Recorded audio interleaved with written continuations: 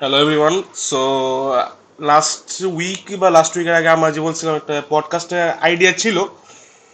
So finally after 2020 আমরা বাসন করতে পারছি thanks to the circumstances now. So বেশি কথা বলবো না, আজিরা কথা আই গেস। তো আমরা শুরু করতে চাই। ফার্স্টে আমি ইন্ট্রোডিউস করবো আমার প্যানেল মেম্বারকে। I am going with Elias S Faker, then my friend here is Zero. Say hi to the audience, Zero. Hello, hello everyone. And there is my other member, Mohito. So that's it. Now we're gonna dive into the topics.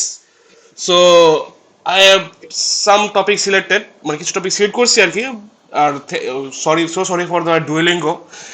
মানে if I get confused I tend to start to talk in English. My bad. So আমরা topic শুরু করেছিলাম যে main topic ছিল I guess আমাদের যে আগামীতে আমাদের যে নির্বাচন, almost one of the biggest occasion right till now after 2024 I guess. So এ বিষয়ে আপনাদের মতামত কি এবং আপনাদের জনগণ কি এবং আমাদের মতামত কি অ্যাজ এন অ্যামেচুয়ার পলিটিশিয়ান যে ফর মি 2024-এর পর থেকে আমি নির্বাচনকে পলিটিক্সের দিকে ধ্যান দেওয়া শুরু করছি। তার আগে তো আমার আগে ছিল না, আমি যাই হোক আমার কি এটা মেন্টালি ছিল।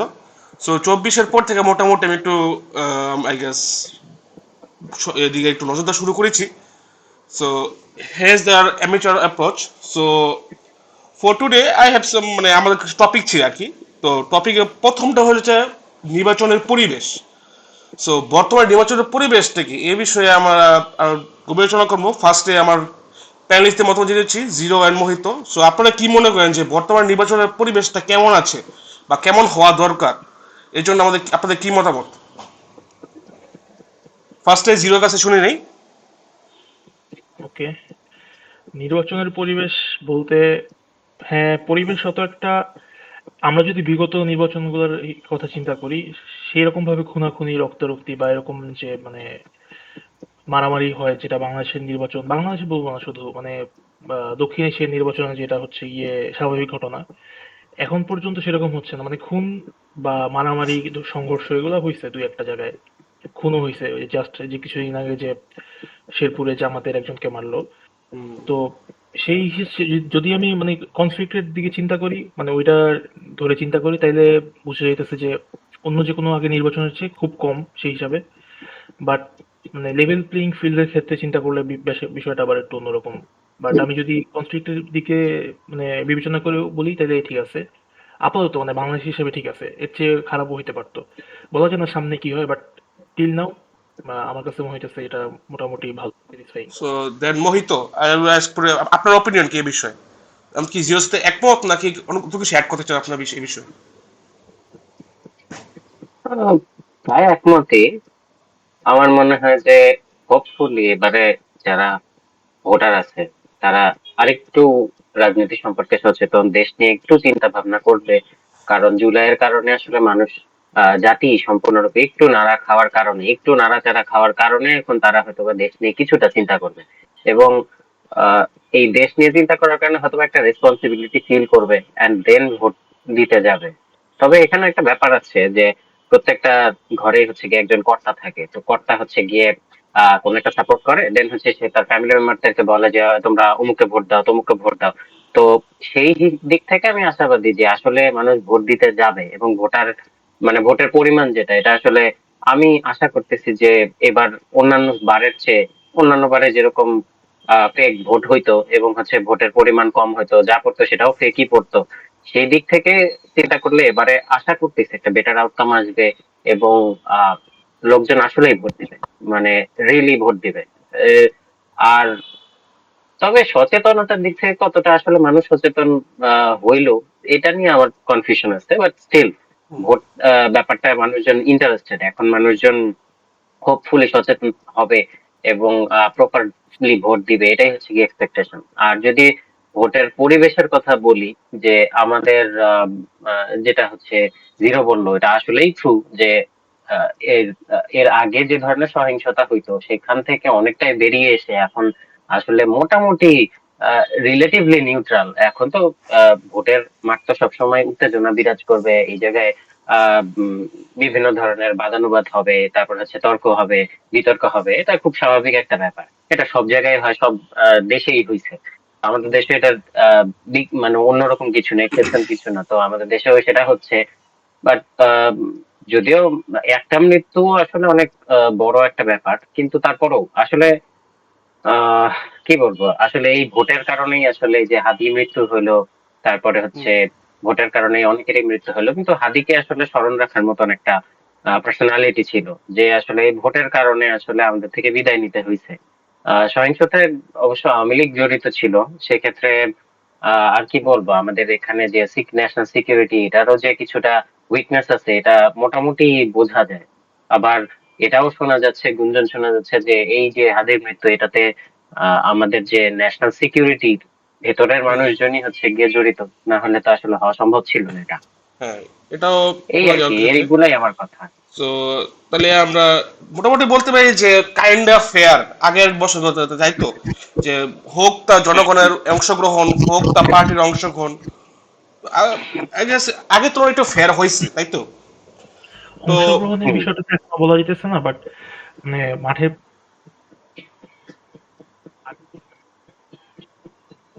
এখনো হাতে হচ্ছে গিয়ে 4 তারিখ, এখানে 6 দিন আর ওখানে 2 দিন। আর কথা কেটে যাচ্ছে মনে হয়। ইয়েস, হ্যালো জিরো, আপনার কথা মাথাতে কেটে যাচ্ছে, তো তো একটু তাহলে আমরা নেক্সট টপিকে যাই। তো আপনাদের কি মনে হয় যে বর্তমান যে পরিস্থিতি, হোক তা মারামারি, হোক তা নিউট্রাল, যাই হোক, তো মনে করেন নির্বাচন কমিশন যে তারা কি ভূমিকা পালন করতে পারতেছে নাকি পারতেছে? আমার মতে, আমি যদি আমার পার্সোনাল অপিনিয়ন দিই, তা মানে 50-50। জায়গার মতো হয়তো বা পারতেছে, বাট মানে কোথাও কোথাও হয়তো বা নিউট্রালিটি মেনটেন করতে পারছে না, কোথাও এক পক্ষকে বেশি প্রেফারেবল দিতেছে অথবা আরেক পক্ষ দিতেছে। যেমন কদিন আগে যদি আমার ধরি, আমার পরিচিত যে বললো যে যাত্রাবাড়ি যে যাত্রাবাড়ি হোক, ওই আসনটা ঢাকা কত ছিল জানেন? আই গেস জিরো, কত ছিল আসনটা ঢাকা? ঢাকা 4। জি, হুম, হুম। ঢাকা চারে যে ঘটনা ঘটলো তা আসলে দুঃখজনক। তো এরকম ঘটনা কিন্তু মাঝে মধ্যে আমরা শুনতে পাচ্ছি বা বিতর্কিত মন্তব্য শুনতে পাচ্ছি, সেক্ষেত্রে কিন্তু নির্বাচন কমিশন তেমন কিছু ব্যবস্থা নিচ্ছে না।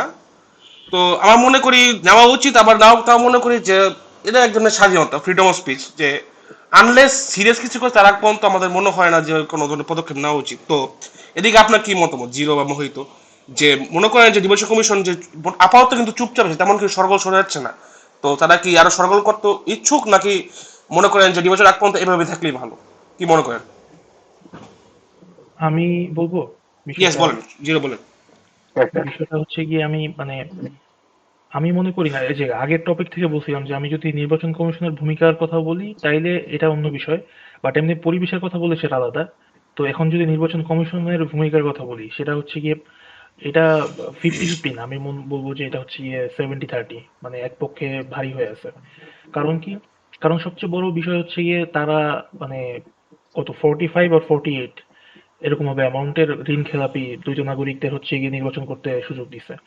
তো এটা তো একটা বড় মানে অশনি সংকেত বলতে গেলে। কারণ যেখানে সংবিধানে বলা আছে যে দ্বৈত নাগরিকত্ব যারা আছে তারা এমপি ইলেকশন করতে পারবে না, যাদের ঋণ আছে তারা পারবে না, বাট এইগুলো করা মানে আইন থাকা সত্ত্বেও তারা হচ্ছে গিয়ে অ্যালাউ করছে এদের।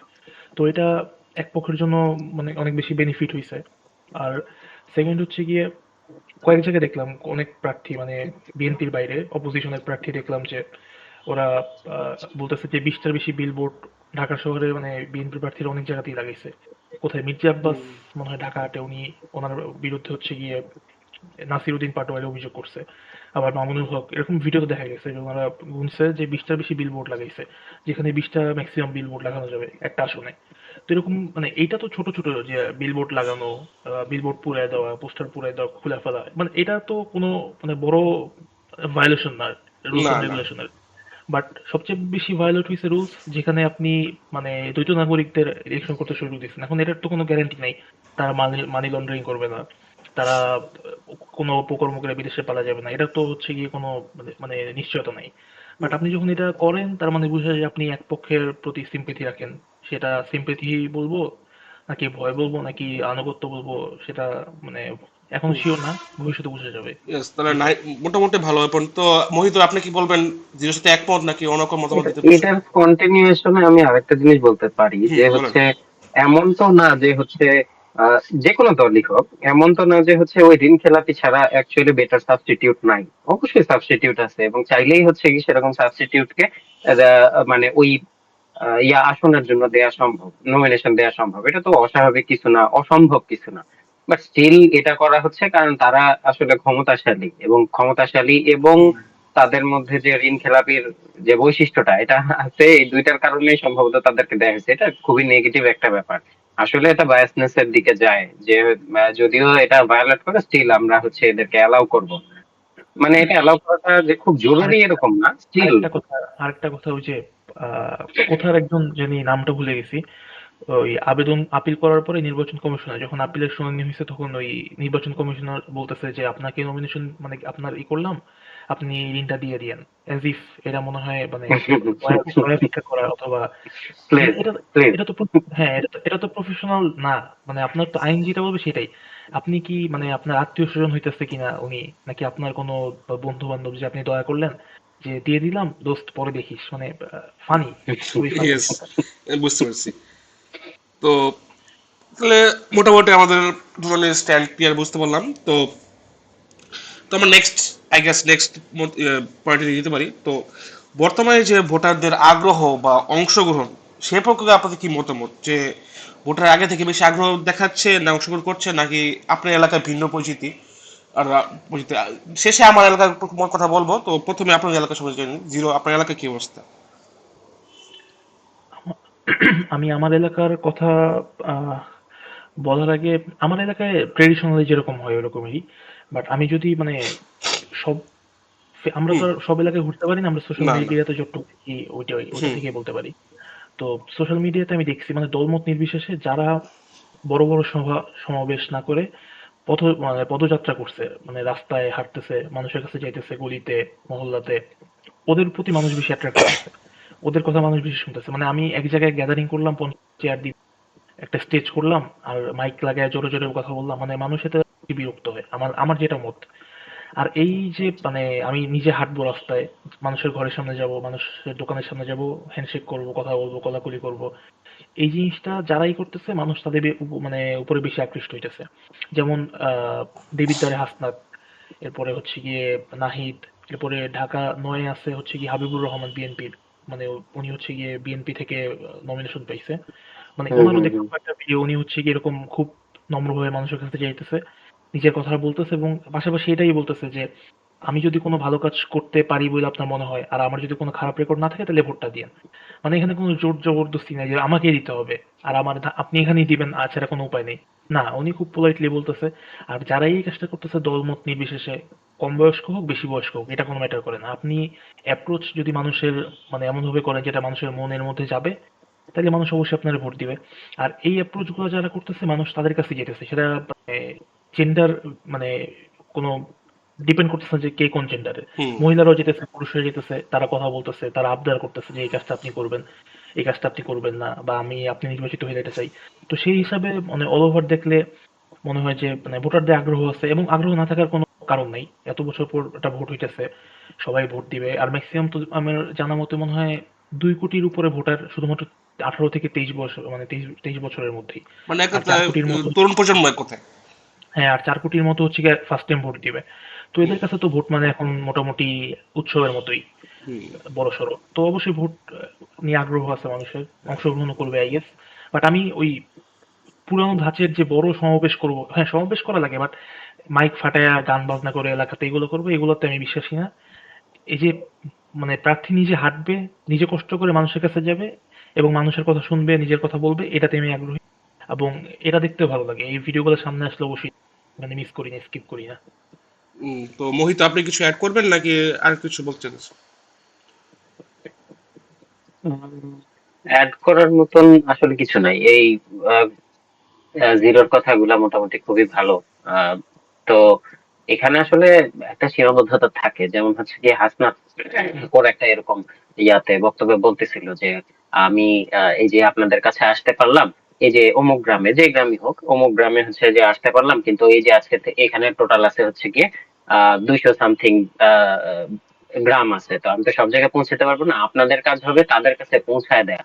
তো মানে ওরা রিলে করতেছে হচ্ছে গিয়ে জনগণ টু জনগণ, মানে আমি জনগণকে বলবো যেন আপনি আমার ইয়েটা করবে। এবং হাসনাতের ব্যাপারটা বেশি সামনে আসে, এটা সোশ্যাল মিডিয়ার সেটিংস এর কারণে কিনা জানি না, বাট হাসনাতের বিষয়টা অনেক চোখের সামনে আসে। ও আসলে মানুষের সাথে মিশে যাচ্ছে, মানুষের সাথে গল্প করতেছে, এবং হচ্ছে তাদের কাছে ভোটের কথা বলতেছে, এবং এটাও বলতেছে যে আপনি যদি আমাকে ভোট দিতে না চান, আপনি অন্য কাউকে ভোট দেন, সেই স্বাধীনতাটুকু যেন আপনি পান, এটাই আমি চাই।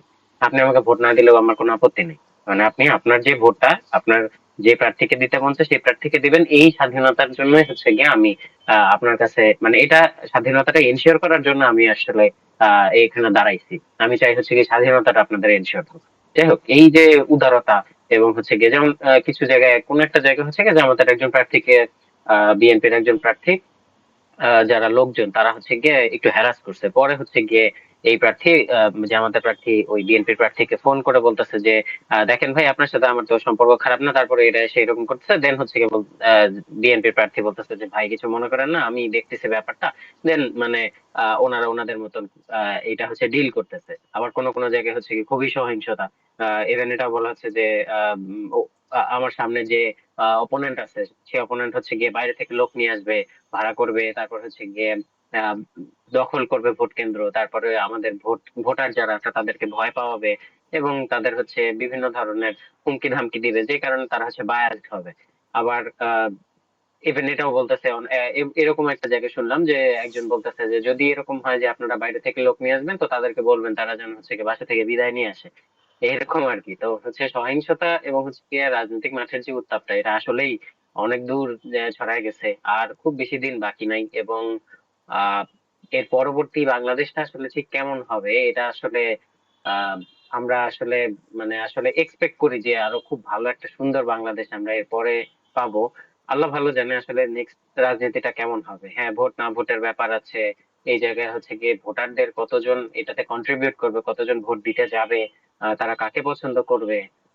আমি চাই এটাই হাসনাত যেটা বলছে যে যে যার মতন পছন্দের, আমি যাকে পছন্দ করি তাকে আমি ভোট দিতে পারবো, এই স্বাধীনতাটুকু আমার থাকলেই চলবে। তো এরকম সব জায়গায় মানুষ থাকুক, এবং মানুষ সচেতন হোক, চিনুক যে এই মানুষটা আসলেই কাজ করবে, এই মানুষটা কাজ করবে না, এই মানুষটা হচ্ছে গিয়ে ভালো না, এই মানুষটা ভালো। সেই হিসেবে আমার জাজমেন্টে যেটা বেস্ট সেটাই আমি করব। তো এই ক্ষেত্রে হচ্ছে সমস্যা হয় যখন তারা হচ্ছে বায়াসড হয়, যে তাদের রাজনৈতিক সচেতনতা না থাকার কারণে তারা বায়াসড হয়, তাদের ফ্যামিলি কোন একজন মেম্বার বা ফ্রেন্ডস বা যে কারো একজন আলোচনার কারণে সে হয়তো আলোচনা করলো যে এবারে হচ্ছে গিয়ে ধরলাম হচ্ছে গিয়ে অমুক পার্টি, ধরলাম আম জনতা পার্টি হচ্ছে গিয়ে সাদেক ভাই দাঁড়াইছে, এই সাদেক ভাই খুব ভালো, আমরা এখন সাদেক ভাইকে ভোট দিতে যাব। তোমরা কেউ হচ্ছে গিয়ে অন্য কাউকে ভোট দিও না, এনার বাইরে বাকি যারা তারা কিন্তু অনেক খারাপ। এখন এই ক্ষেত্রে সমস্যা হয় কি, যে বায়াসনেস এর ব্যাপারটা কাজ করে, যে তারা আসলে বাকিদের জাজ করতে যায় না, তারা বাকিদেরকে মানে বাকিদের জাজ করার সুযোগ পায় না। বিশেষ করে যারা মহিলা ভোটার, তাদের ক্ষেত্রে এই সুযোগটা আমাদের দেশে তুলনামূলক কম। আমাদের দেশে মহিলা ভোটাররা রাজনৈতিক ভাবে সচেতন কম হয়, এবং তারা দেখা যায় যে চিন্তা ভাবনা করে এভাবে যে আমার আমার ভোট দিয়ে আর কি যায় আসে। আমার হচ্ছে গিয়ে ঘরের যে মূল মানুষ তাকেই গিয়ে হচ্ছে গিয়ে বলবো, সে যেটা বলবে সেটাই করবো।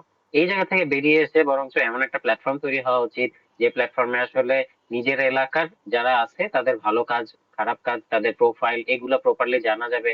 এরকম একটা যদি প্ল্যাটফর্ম থাকে, তাহলে আসলে ভোটারদের জন্য বেস্ট হইতো, যে প্ল্যাটফর্মটা আনফরচুনেটলি আমাদের এখানে নাই। আমাদের নিজেদের ঘরেরই ফিমেলদের এই ড্রব্যাকটা আছে, যে তারা হচ্ছে গিয়ে রাজনৈতিক ভাবে সচেতন হইতে পারতেছে না। তারা আসলে জানতে পারতেছে না যে আসলে অপোনেন্ট কি আছে, অপোনেন্টের কি ধরনের স্ট্রেংথ আছে, কি উইকনেস আছে, তার কি ধরনের প্রোফাইল জানার কোনো সুযোগই নাই। তো সেই ক্ষেত্রে দেখা যায় যে এই ভোটের ব্যাপারটা খুবই কনফিউজিং একটা আহ এনভায়রনমেন্ট তৈরি করে। এতটুকুই আমার মনে হয়। সো আমার হলো, আরেকটা কথা হচ্ছে, জি বলেন। ওই যে মানে হচ্ছে গিয়ে ওই যে হাসনাত যেটা বললো যে আপনি হুম, হচ্ছে আমার কথাটা পৌঁছায় দিয়েন, আপনি পরবর্তীতে আসলে হুম, দেখা হুম, হবে। হুম, এখন হুম, হ্যাঁ, কথাটা ঠিক।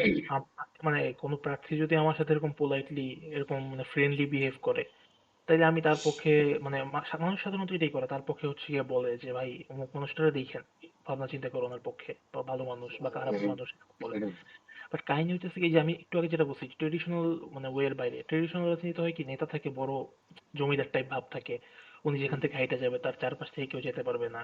আবার সে মাঝে মাঝে হুম, রাস্তায় নামে না, তার সাথে যে কর্মীরা থাকে তারা ঘরে ঘরে যায়, মানে বাসায় বাসায় যায় বলে যে এইখানেই ভোট দিতে হবে। একটু আগে একটা ভিডিও হুম, দেখলাম, মানে কোনো একটা গ্রামের কোনো মানে বিএনপির কর্মী বলতেছে ভোটটা আগে ধানের শীষে দিবেন তারপরে না ভোট দিবেন, মানে উনি সিলেক্ট করে দিতেছে যে এখানে দিতেই হবে আপনার, না হ্যাঁ নাতেও হুম, দিতে হুম, হবে ধানের শীষে দিতে হবে। এরকম করার কোনো মানে নেই তো ভাই, মানে আপনি যদি ভালো হন অবশ্যই আপনারই দিবে, কেন দিবে না? আর আপনি যদি যতই খারাপ হন, আপনি যতই বইলা দেন যে এখানে দিতে হবে, মানুষ ভোট কেন্দ্রে গিয়ে যদি নিজের মতো করে মানে একটা ফাঁকা রুম পায়, মানুষ কই দিবে সেটা আপনি নিজেও জানবেন না। তো আমি মনে করি যে পোলাইটনেস এর খুব দরকার আছে যারা ইলেকশন করবে তাদের এবং তাদের কর্মীদের। এখন আমি নেতারে দেখলাম না চোখে, তার কর্মী এসে আমার দাবার দাবার দিতেছে, আহ, এটা কাজ করবে না কখনোই। এদিকে কাজ মানে কাজ করতে হবে সব দলের নেতাদের এই পোলাইটনেস নিয়ে। আরেকটা বিষয় যেটা যে মহিলাদের ভোট নিয়ে বললেন, এটা নিয়ে একটা সার্ভে করা যেতে পারে, মানে 500 স্যাম্পল নিয়ে। এখন কারা করবে বলতে পারি না, আমার একটা ইচ্ছা ছিল, বাট এখন তো সময় নেই। যে আহ, বিভিন্ন রকম মানে গ্রামে হোক বা শহরে হোক, শিক্ষিত হোক অশিক্ষিত হোক, মানে এরকম বিভিন্ন পর্যায়ের মহিলাদের কাছে যে জিজ্ঞেস করা যেতে পারে যে আপনি কি ভোট দিবেন, আর দিলে হচ্ছে গিয়ে কাকে দিবেন এবং কিভাবে দিবেন, নিজের মন থেকে দিবেন নাকি কারো ইনফ্লুয়েন্সে। এটা একটা ভালো জরিপ হইতে পারে, এটা নিয়ে কাজ করা যেতে পারে I guess। হুম।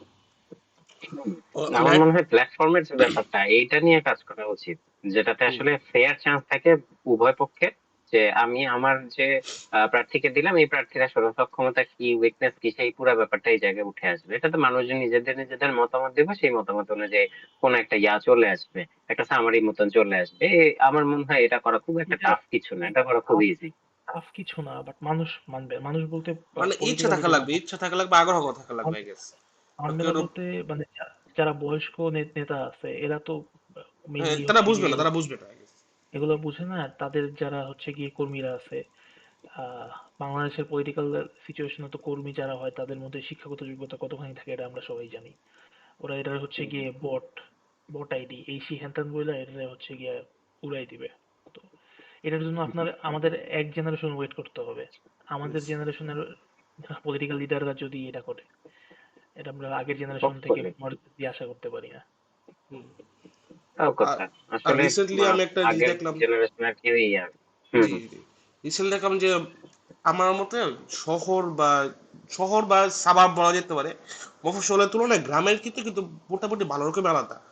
শহরে যেমন আমরা ক্লিন দেখেছি, গ্রামে কিন্তু তেমন না। আমি রিসেন্টলি আমার গ্রামে খেয়াল হুম, করলাম, হুম, হুম, লাস্ট উইক আমি গ্রামে গেছি, তো গিয়ে দেখি হাঁটতে পেরেছি বিকালে ফ্রেন্ডদের সাথে, গিয়ে দেখি ধানের শীষে আপনার করতেছে, কিন্তু দেখলাম না কোনো নোটিসেবল লিডার নাই, কিছু নাই, নাথিং, নোবডি। আইসা বলতেছে ভোট দিবেন হ্যান ত্যান, মানে পুরা গলা ফাটায় অবস্থা খারাপ। তো আমি দেখলাম যে ভাই, আমি ভোট দিব কাকে, চেহারা দেখতে পারলাম না। তো যে লোকই আসে না ভোট চাওয়ার জন্য, তারা আমি কেন ভোট দিব? এটা আমার মাথায় খেয়াল করেছে হুম, না। হুম, হুম, আপনি না আসেন ভোট চাইতে, না আসে কিছু আপনার মাইক দিয়ে বাজায় বললেন এই আমার অমুক ভাই তুমুক ভাই, আমি কেন বিশ্বাস করবো যে অমুক তুমুক ভাইয়ের কথা বিশ্বাস করবো? তাহলে তার কোন সার্টিফিকেট কথা বিশ্বাস করবো?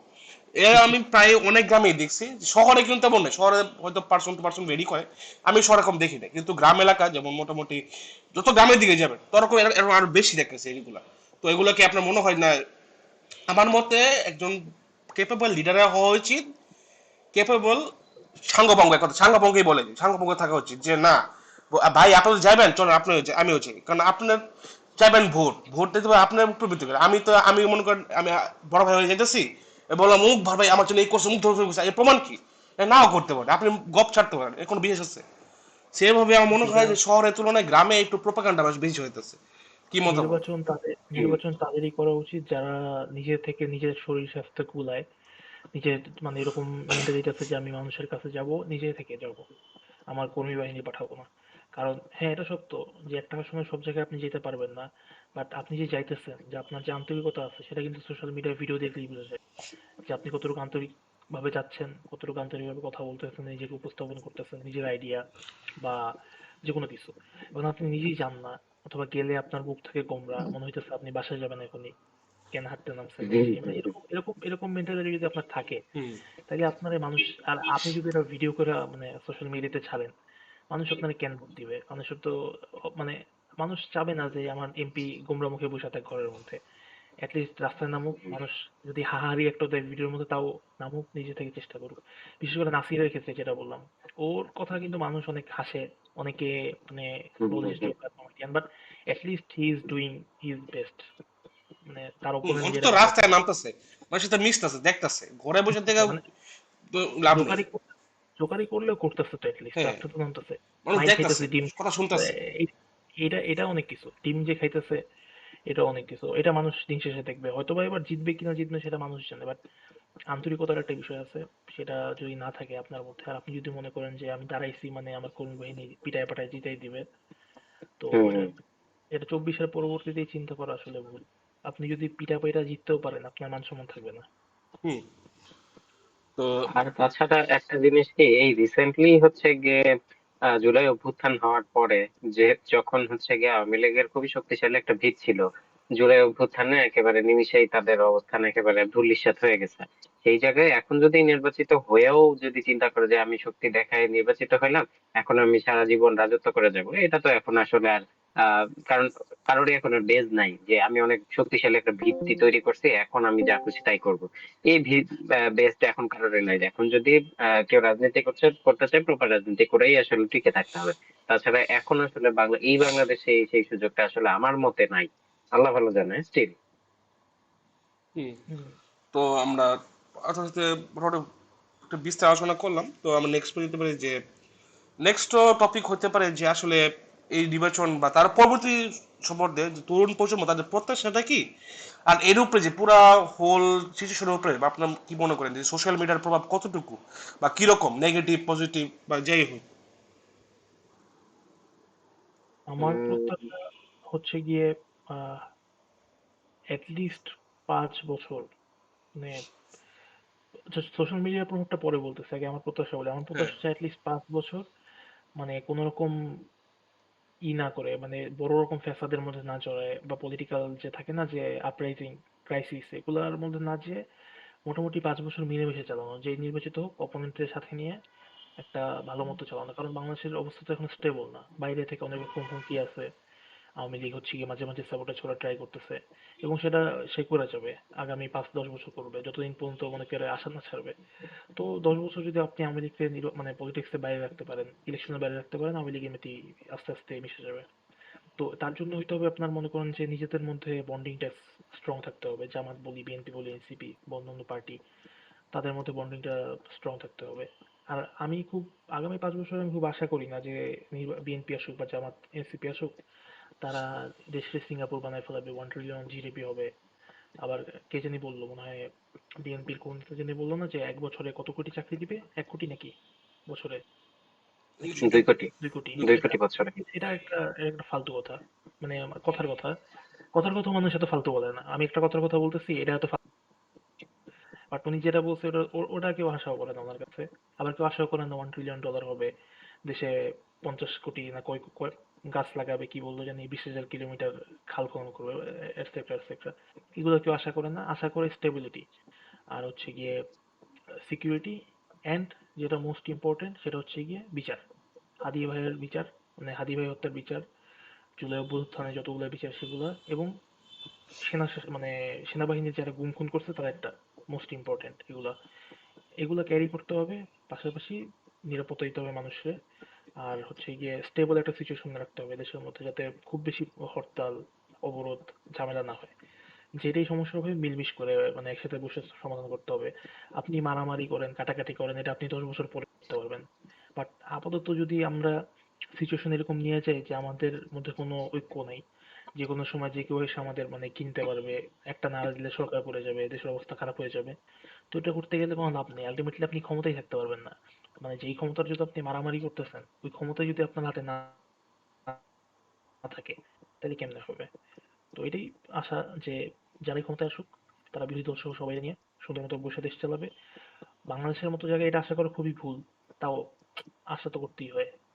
আর এটাই, ক্ষমতার অপব্যবহার কমাবে আগামী সরকার, আর একটু দুর্নীতিটা কন্ট্রোল করুক। দুর্নীতি করতে করতে তো দেশ ভাসায় ফেলাইছে, দেশে তো আর কিছু বাকি নেই। করুক, রয়েছে করুক, 0% দুর্নীতি করবে এর আশা করা ভুল।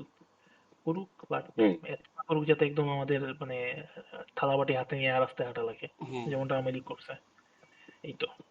আর সেকেন্ড হচ্ছে গিয়ে সোশ্যাল মিডিয়া। সোশ্যাল মিডিয়ার প্রভাব বলতে গেলে আমি এটা মনে করি আছে। এখন আছে বলতেছি আমি সেটা, মানে বাংলাদেশে তো এর আগে কখনো ইলেকশন হয় নাই। মানে গত 17 বছরে এটা আমি বিভিন্ন দেশের থেকে মানে নিয়ে বলতে পারি। ইন্ডিয়ার আচ্ছা কথা আচ্ছা, যদি একটু বলা একটু আমি একটু পজ করতেছি এখানে, একটু 2 মিনিট পজ করতেছি, আমরা একটু শুরু করে দেওয়ার, একটু 2 মিনিট পজ করে দেবো। সো একটু ব্রেকে ছিলাম আমরা, তো তা ব্রেক থেকে এসে আবার যে টপিক ছিল কন্টিনিউ করবো, সমস্যা নাই। লাস্ট আমার পার্সন ছিল সোশ্যাল মিডিয়ার প্রভাব। তো আমার স্পোক্স পার্সন ছিল জিরো। তো জিরো, আপনার যেখানে স্টপ করেছেন ওখান থেকে প্লিজ শুরু করেন। তো ইলেকশনে সোশ্যাল মিডিয়ার প্রভাব আছে, এটা অস্বীকার করার কোনো কারণ নাই। কারণ বর্তমান সময়ে আমরা যেটা দেখতে পাই, মানে সাধারণত আমরা তো আমাদের বাসায় খুব কম মানুষ আছে যাদের বাসায় পেপার আছে, যাদের বাসায় টেলিভিশনে এখনো টিভি দেখে, 10টার খবর 7টার খবর বা টক শো এগুলা দেখে টিভিতে, খুব কম, খুব কম। মানে এখন আমরা যাই দেখি সব ফোনে, ফোনের মধ্যে ফেসবুকে দেখি, ইউটিউবে দেখি, রিলস আকারে অথবা বড় কোনো ভিডিও, পডকাস্ট এগুলা। আর টক শো যেটা দেখি সেটাও আমরা মানে ফোনেই দেখি, ইউটিউবেই দেখি। তো এখন আমাদের জীবন পুরোটা চলতেছে মোবাইল ফোনের উপরে। আর ন্যারেটিভ কন্ট্রোল একটা বিষয় আছে। তো আগে যেরকম পেপার পত্রিকা বা সাধারণ মিডিয়া গুলো, টিভি চ্যানেলগুলো যেরকম ভাবে ন্যারেটিভ করতো পলিটিক্সে, সেটা এখন আর করতেছে না। আর মানুষের কাছে সোশ্যাল মিডিয়া থাকার কারণে ইজিলি মানুষ অনেক রকম ভিউ দেখতে পাইতেছে। মানে আমি যদি চিন্তা করি যে আমি এক্স পার্টিকে সাপোর্ট করব, আমার একটা টিভি চ্যানেল আছে ওইটা দিয়ে, তো আমি আমার বাবল ক্রিয়েট করবো একটা এক্স পার্টির ভালো গুণগানকে, আর মানুষের মানে ট্রাই করবো যাতে ওই বাবলের মধ্যে আটকানো যায়। কিন্তু এখন সোশ্যাল মিডিয়া থাকার কারণে হইতেছে কি, কেউ কোনো একটা নির্দিষ্ট বাবলের মধ্যে আটকাইতেছে। A party, B party, C party, A leader, B leader, C leader, সবার ভালো খারাপ, কোথায় তার কমতি আছে, কোথায় মানে ভালো আছে, তার ইতিহাস, তার বর্তমান, এগুলো সব জানতে পারতেছে। আবার অনেক রকম ভিউজ তার সামনে আসতেছে, মানে ভিউজ বলতে বিভিন্ন পলিটিক্যাল পার্টি, বিভিন্ন অ্যাক্টিভিস্টের বিভিন্ন লেখা, ভিডিও, এগুলা। তো যার কারণে হইতেছে যে মানুষের মধ্যে একটা চিন্তা মানে হইতেছে যে আমার মানে একে ভোট দিলে বা একে জিতাইলে আমার কিরকম ভবিষ্যৎ হবে, আর অমুককে জিতাইলে কিরকম ভবিষ্যৎ হবে। মানুষ এটা ক্যালকুলেশন করতে পারতেছে, যেটা ভালো, ভালো দিক, অবশ্যই ভালো দিক। মানে টাকা দিলেই তো মিডিয়া কেনা যায় বা মিডিয়া দখল করা যায়, যেটা বাংলাদেশে হয়। তো আমি দখলকৃত মিডিয়া দিয়েও নিজের পক্ষে ভোট আনতে পারতেছি না, যতটুকু এখন মন্দ বুঝাইতেছে। আর যেহেতু বাংলাদেশে অতীতের কোনো ফেয়ার ইলেকশন হয় নাই বিগত 20 বছরে, সেহেতু আমরা আশা করতেছি এবারের ইলেকশনে সেটা দেখা যাবে। আশা করতেছি, কারণ আমাদের পার্শ্ববর্তী দেশ ভারতের এই বিষয়টা সবচেয়ে মানে অনেক বড় একটা, যারা ইন্ডিয়ান পলিটিক্স ফলো করে তারা জানে যে ইন্ডিয়ান পলিটিক্সে শুধুমাত্র দুইজন, ম্যাক্সিমাম বলতে গেলে সবাই দেখবে যে ধ্রুব রাঠি সবাই চিনে। তো ইন্ডিয়ান পলিটিক্সে গত যে 2024 ইলেকশন হয়েছে, তখন ধ্রুব রাঠি একাই বিজেপির পুরো ন্যারেটিভ ধসাই দিছে, একা। যে বিজেপি আশা হুম হুম করছিল হুম। 400-র মতো মানে সিট জিতবে ওরা সেই ইলেকশনে, সেখানে জিততেই পারে নাই, তার কোয়ালিশনে যাওয়া লাগছে। বিজেপি মনে হয় হুম। 239 আসন ছিল, যার 2019 সালে 303টা আসন একা জেতার ছিল, সেখান থেকে তার এত কম হয়েছে। তার মানে পুরোটাই পলিটিক্যাল, মানে সোশ্যাল মিডিয়ার প্রভাব। ওই তার যে ভিডিওগুলো মানে ধ্রুব রাঠি, সেগুলো থেকে রিলস হয়েছে, ওই রিলস কাট করে মানুষ ইউটিউবে ছাড়ছে, ইনস্টাগ্রামে ছাড়ছে, ফেসবুকে ছাড়ছে, সবার কাছে গেছে, মানুষ অ্যাটলিস্ট চিন্তা করতে পারছে। তো এরকমই নেই, মানে আমি যদি এখন চিন্তা করি যে সোশ্যাল মিডিয়ার কোনো প্রভাব, একদম নো। আর আমি যদি চিন্তা করি সোশ্যাল মিডিয়াতে যারাই আমার বিপক্ষে বট, সবই হচ্ছে গিয়ে ওই যে বলে না আল বটর, আবার হুম। বট বাহিনী এগুলা। তো এই চিন্তা করা নাইনটিজ, যারা পলিটিক্স করে নাইনটিজের ছিল তাদের। এখন আমি যদি 2000 সালের পর জন্মগ্রহণ করে চিন্তা করি সোশ্যাল মিডিয়ার কোনো প্রভাবই থাকবে না, তাইলে আমি মগের মূল্যকে বসবাস করতেছি। যারা নাইনটিজের ইলেকশন মানে পলিটিক্স করছে, নাইনটিজ ইলেকশন করছে, তাদের ক্ষেত্রে ছাড় দেওয়া যায় চিন্তা করলে, যে না তারা বুঝে না দুনিয়া কই থেকে কই চলে গেছে, জেনজিরা কিরকম কি ভাবতেছে তারা বুঝে না। কিন্তু আপনি যদি 2000-এর পরে জন্মগ্রহণ করেন এবং আপনি যদি এটা বিশ্বাস করেন যে না, আমার নেতা মাইককে যা বলবে সেটাই সত্যি, সেটাই সবাই বিশ্বাস করবে, আর সন্ধ্যা 7টার বিটিভির খবরে যেটা বলবে সেটাই সবাই বিশ্বাস করবে, তাহলে আপনি ভাই ডাক্তার দেখান, সাইকিয়াট্রিস্টের কাছে যান, আপনার মানসিক সমস্যা আছে। Right. তো মোহিত, আপনি কিছু অ্যাড করবেন এই ব্যাপারে? নেক্সট আপাতত বলছি। আহ আশার কথা যদি বলি, প্রথমে এক্সপেকটেশনের কথা যদি বলি, যে আসলে এক্সপেক্ট করি যে নির্বাচন পরবর্তী যে সমাজ ব্যবস্থাটা তৈরি হবে, যে রাষ্ট্র ব্যবস্থাটা তৈরি হবে, এই রাষ্ট্র ব্যবস্থাটা আসলে অন্তত দেশের জন্য উন্নয়নটা করুক। যেমন মানুষজনের যদি এরকম হয় যে একটা স্পেসিফিক এরিয়াতে এই জায়গায় হচ্ছে গিয়ে আহ অভাবে থাকা মানুষগুলোর পরিমাণ বেশি। যেমন আমরা এক্সাম্পল হিসেবে ধরে নেই যে কোনো একটা রেল স্টেশন, ধরলাম যে এয়ারপোর্ট রেল স্টেশনটা, এখন তো মনে হয় বিমানবন্দর রেল স্টেশন আর বলে না, ওটাকে ঢাকা স্টেশন বলে বা এরকম কিছু একটা। তো আহ, ওই স্টেশনটায় হচ্ছে আহ, অনেক অভাবী ছেলে পেলে থাকে প্রচুর। দেখা যায় যে কুলি থাকে যারা আসলে অভাবী। তো এরা দেখা যায় যে ওখানে হয়তো বা মোবাইল চুরি হয় অনেক বেশি, ওখানে নেশার পরিমাণ অনেক বেশি। তো এই একটা স্পেসিফিক এরিয়ার যে হচ্ছে গিয়ে মানুষ, এই এরিয়ার যারা হচ্ছে গিয়ে নেতা হবে, সেই এরিয়ার সমস্যাগুলো তারা হচ্ছে গিয়ে চিহ্নিত করুক, তারা জানুক আসলে তারা সত্যিকারের যারা হচ্ছে গিয়ে এই সমস্যাগুলো সমাধান করতে চায় এমন কিছু মানুষকে এই জায়গায় নিয়োগ দিক, যারা হচ্ছে এই সমস্যাগুলা অন্তত ফাইন্ড আউট করতে পারবে, লিস্ট আউট করতে পারবে। এই লিস্ট আউট করুক, দেন হচ্ছে সমস্যাগুলা কিভাবে সমাধান করা যাইতে পারে সে ব্যাপারে তার তার নিজের মানে এরকম এক্সপার্ট ওপিনিয়ন নিবে। দেন হচ্ছে সে এই এক্সপার্ট ওপিনিয়নের ভিত্তিতে হয়তোবা নিজের সমাজটাকে পরিবর্তন করার চেষ্টা করবে। এটাই আমরা এক্সপেক্ট করি। তাতে হয় কি যে আলটিমেটলি এলাকার মানুষজনের মধ্যে একটা পরিবর্তন আসে। ধরলাম যে এখানে কোন একটা স্পেসিফিক সিস্টেম তৈরি করলো, এই সিস্টেমের কারণে ওই জায়গায় যে অভাবী ছেলে পেলে এদেরকে একটা স্পেসিফিক অন্য কোনো জায়গায় নিয়ে গেল, সেখানে হয়তোবা ট্রেনিং হলো। ট্রেনিং এর পরে তারা হয়তোবা বেটার কোনো একটা অপরচুনিটি দিকে হচ্ছে গিয়ে ধাবিত হলো, দেন তারা হচ্ছে গিয়ে তাদের নিজেদের জীবনযাপন চেঞ্জ করলো, নিজেদের লাইফটাকে চেঞ্জ করলো।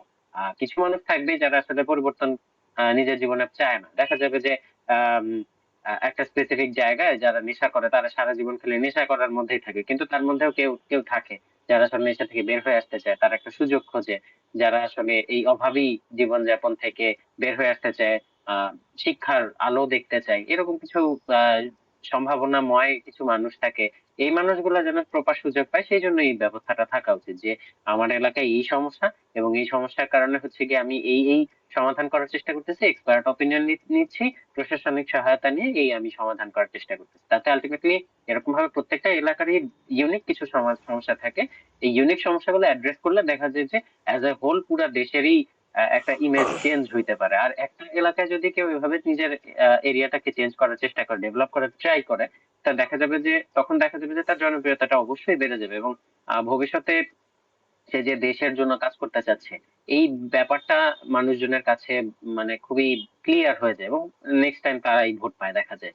তো এই ধরনের একটা ভালো রাজনীতি দেখতে চাই। আমি চাই না যে এই জায়গায় অপোনেন্ট যারা থাকবে তারা আসলে নিতান্তই শুধুমাত্র এই সমালোচনা করবে। আমি চাই যে অপোনেন্টও এই জায়গায় ওপিনিয়ন দিক, অপোনেন্টও এই জায়গায় এই সমস্যাগুলো সমাধানের সামনে আগে আসুক। আমি চাই অপোনেন্ট তাদের রাজনীতি এভাবে চালায় যাক যে ও যদি তিনটা সমস্যা অ্যাড্রেস করে, আমি পাঁচটা সমস্যা অ্যাড্রেস করবো, এন্ড এটাই আমার পজিটিভ একটা কি বলবো পপুলারিটি হিসেবে কাজ করবে। এটাতে আমি হচ্ছে গিয়ে ভালো কাজ করব। কিন্তু আমাদের দেশে আনফরচুনেটলি আমাদের পুরা এশিয়া প্যাসিফিকে দেখা যায় যে চেঞ্জটা এরকম হয় যে তারা চিন্তা করে যে এখন আমি যদি ক্ষমতা দেখাইতে পারি, জোর দেখাইতে পারি, ভয় দেখাইতে পারি, গুম খুন হত্যা করতে পারি, তাহলে আমি আসলে খুব ক্ষমতাশালী হয়ে গেলাম। এটা হচ্ছে মানুষ যখন জানতে পারবে তখন আমাকেই ভোট দিবে, কারণ আমাকে তো ভয় পায়। আমাকে ভোট না দিলে তো তাদের বিপদ হবে, কোন একটা লস আছে। এই জিনিসটা আসলে তারা চিন্তা করে, বাট এই ন্যারেটিভটা এখন আর নাই। কারণ এগেইন যে 17 বছরে একটা ইয়া বেসমেন্ট তৈরি করে যদি শেখ হাসিনা এখানে দাঁড়ায় না থাকতে পারে, তাহলে আসলে আপনারও দাঁড়ায় থাকার কোনো সুযোগ নাই। আপনি হঠাৎ হঠাৎ করে আকাশ থেকে নেমে এসে একেবারে সবকিছু জয় করে নেবেন, এটা সম্ভব না, কোনোভাবেই সম্ভব না। যেখানে আপনার আসলে ক্ষমতা খুবই দুর্বল, যে কোনো সময় আপনাকে ক্ষমতাচ্যুত করা হইতে পারে যদি আপনি আসলেই জনগণের পালসটা না বুঝেন এবং জনগণের সাথে প্রতিনিয়ত এরকম অবিচার করে যেতে থাকেন। এটাই হচ্ছে কি আমার এক্সপেকটেশন, যে এই এরিয়া ভিত্তিক কাজ হোক। আর সবচেয়ে বড় যে জিনিসটা আমি চাই, আমাদের আমাদের পরবর্তীতে দুই তিনটা জিনিস চাই। যেমন শিক্ষা ব্যবস্থায় উন্নতি হোক, এবং এমন একটা শিক্ষা ব্যবস্থা হোক যেখানে আসলে চেঞ্জ আসবে, যেই চেঞ্জে আসলে সত্যিকার অর্থে শিক্ষার্থীরা কিছু শিখবে। তারা IMGPA 5 বলবে না, তারা আসলে লিটারালি এডুকেটেড হবে, তারা কোন একটা ইনোভেশন করবে। আমি চাই তাদেরকে হচ্ছে কি ইনোভেশন হোক, এই ইনোভেশনের পিছনে হচ্ছে কি প্রপার ফাইন কি বলে ফান্ডিং হোক, এবং এটার মাধ্যমে আমাদের দেশটা আগায় যাক। এখন এই ফান্ডিং এন্ড দেশ আগায় যাওয়ার ক্ষেত্রে আরো একটা জিনিস অ্যাড হয়, সেটা হচ্ছে কি প্রতিরক্ষা ব্যবস্থা। আমি চাই প্রতিরক্ষা ব্যবস্থা এবং আমাদের যে বর্ডার এলাকা, এই বর্ডার এলাকাটা হচ্ছে প্রপার সিকিউরড হোক। তাতে কি হবে যে আমাদের দেশে হচ্ছে গিয়ে ভিন্ন দেশে ধরলাম রোহিঙ্গারা অভিবাসন এখানে যেটা হওয়া সেটা বন্ধ হোক, এটা আমি চাই। তারপরে আমি চাই হচ্ছে যারা এখন রোহিঙ্গা আছে তারা আসলে মিয়ানমারে যাক, যেটা ইউনূস সরকার অনেক চেষ্টা করছে। আল্লাহ ভালো জানে যে ওরা আসলে অরিজিনালি এটা চাইছে কিনা, আসলে করতে পারবে কিনা। আমার অলরেডি তো ওদের সময় শেষ, আদৌ পারবে কিনা না পারার সম্ভাবনাটাই পসিবল না বেশি। তো হওয়ার চান্স যদি বেশি আই গেস। পসিবল হয়, হ্যাঁ হ্যাঁ হ্যাঁ, সেটাই তো। আমি চাই আসলে তাদেরকে তাদের দেশে পৌঁছায় দিতে এবং তাদেরকে বোঝা হিসেবে না রাখতে। আহ এটাই আর কি, দেখা যায় যে এটা একটা এক ধরনের সিকিউরিটি কনসার্ন হিসেবে প্রত্যেকটা জনগণের মনেই থাকে যে বিভিন্ন দেশ থেকে যারা আসে তারা আসলে কিরকম হবে। এবং দেখা গেছে যে তাদের মধ্যে অপরাধ প্রবণতাটা অনেক বেশি পাওয়া গেছে। আনফর্চুনেটলি এই ব্যাপারগুলো অ্যাড্রেস করার জন্য আসলে তাদেরকে তাদের দেশে ফিরে দেওয়াটাই বেস্ট অপশন। সেক্ষেত্রে জাতিসংঘ এখন নিতান্তই দুর্বল হয়ে গেছে, জাতিসংঘের এখন রোল প্রায় জিরো। তারপরে আবার হচ্ছে জাতিসংঘের ফান্ডিং ও হচ্ছে গিয়ে ট্রাম্প বন্ধ করে দিতে যাচ্ছে। তো আলটিমেটলি জাতিসংঘ আসলে নাল অ্যান্ড ভয়েড একটা organization, just doesn't make any sense. Even recently জাতিসংঘের তো অনেক কি বলে আইসিডিডিআরবি কে হচ্ছে গিয়ে এফসিন ফাইলে পাওয়া গেছে। অ্যান্ড আমাদের দেশেরই, that's a very different and very weird thing to discover. এবং হচ্ছে গিয়ে এই জিনিসগুলো আর কি, যে এই জায়গায় দেখা যাচ্ছে যে আমাদের যে সোশ্যাল মানে দেশের সিকিউরিটি, তারপর হচ্ছে গিয়ে আমাদের যে প্রতিরক্ষা ব্যবস্থার উন্নয়ন, এই জায়গাগুলো আসলে শক্তিশালী করা উচিত, সত্যিকার অর্থে শক্তিশালী করা উচিত। এটাই আর কি, আমাদের দেশটা সত্যিকার অর্থে এমন ভাবে তৈরি হোক যে দেশটা আসলে আমাদের মানে অ্যাটলিস্ট কিছু নিয়ম কানুন শুরু হোক। ধরলাম যে চিটাগং পোর্টে আমাদের হচ্ছে গিয়ে একদম টপ নচ পোর্ট না, এখানে হচ্ছে মাল খালাস হইতে অনেক সময় লাগে। এবং এক্ষেত্রে সবচেয়ে বড় কারণ ছিল এই যে আমলাতান্ত্রিক জটিলতা।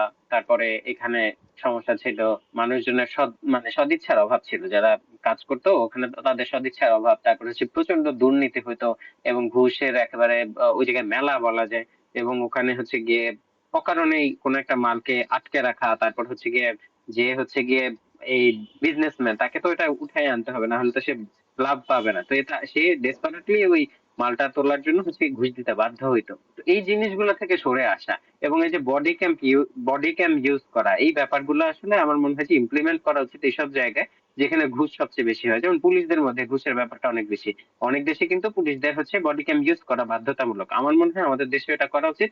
তাতে অন্তত ঘুষের ব্যাপারটা কমে যাবে, ঘুষের ব্যাপারটা আশা করি কমে যাবে এবং এটার ফলে আলটিমেটলি একটা বেটার আউটকাম আসবে। তো মানে আমি চাচ্ছি পজিটিভ চেঞ্জেস হোক এবং মানুষজন পজিটিভ দিকেই আসলে ধাবিত হোক। পরবর্তী বাংলাদেশ যেটা আসবে সেটা হচ্ছে গিয়ে অন্তত মালয়েশিয়া না হোক, কিন্তু অ্যাটলিস্ট মালয়েশিয়া যাওয়ার পথে যে প্ল্যানিংটা দরকার এবং পথে যাওয়ার জন্য সহায়ক যেসব চিন্তা ভাবনা করার মানুষের প্রয়োজন, সেই মানুষগুলা প্রপার জায়গা পাক এবং তাদের যোগ্যতার ভিত্তিতেই তারা তাদের জায়গায় নিয়োগ পাক, এটাই আমার এক্সপেকটেশন। আর সোশ্যাল মিডিয়ার কথা যদি বলি, সোশ্যাল মিডিয়ায় আসলে সেটাই মানে এই ব্যাপারে আসলে আমার নতুন অ্যাড করার কিছুই নাই।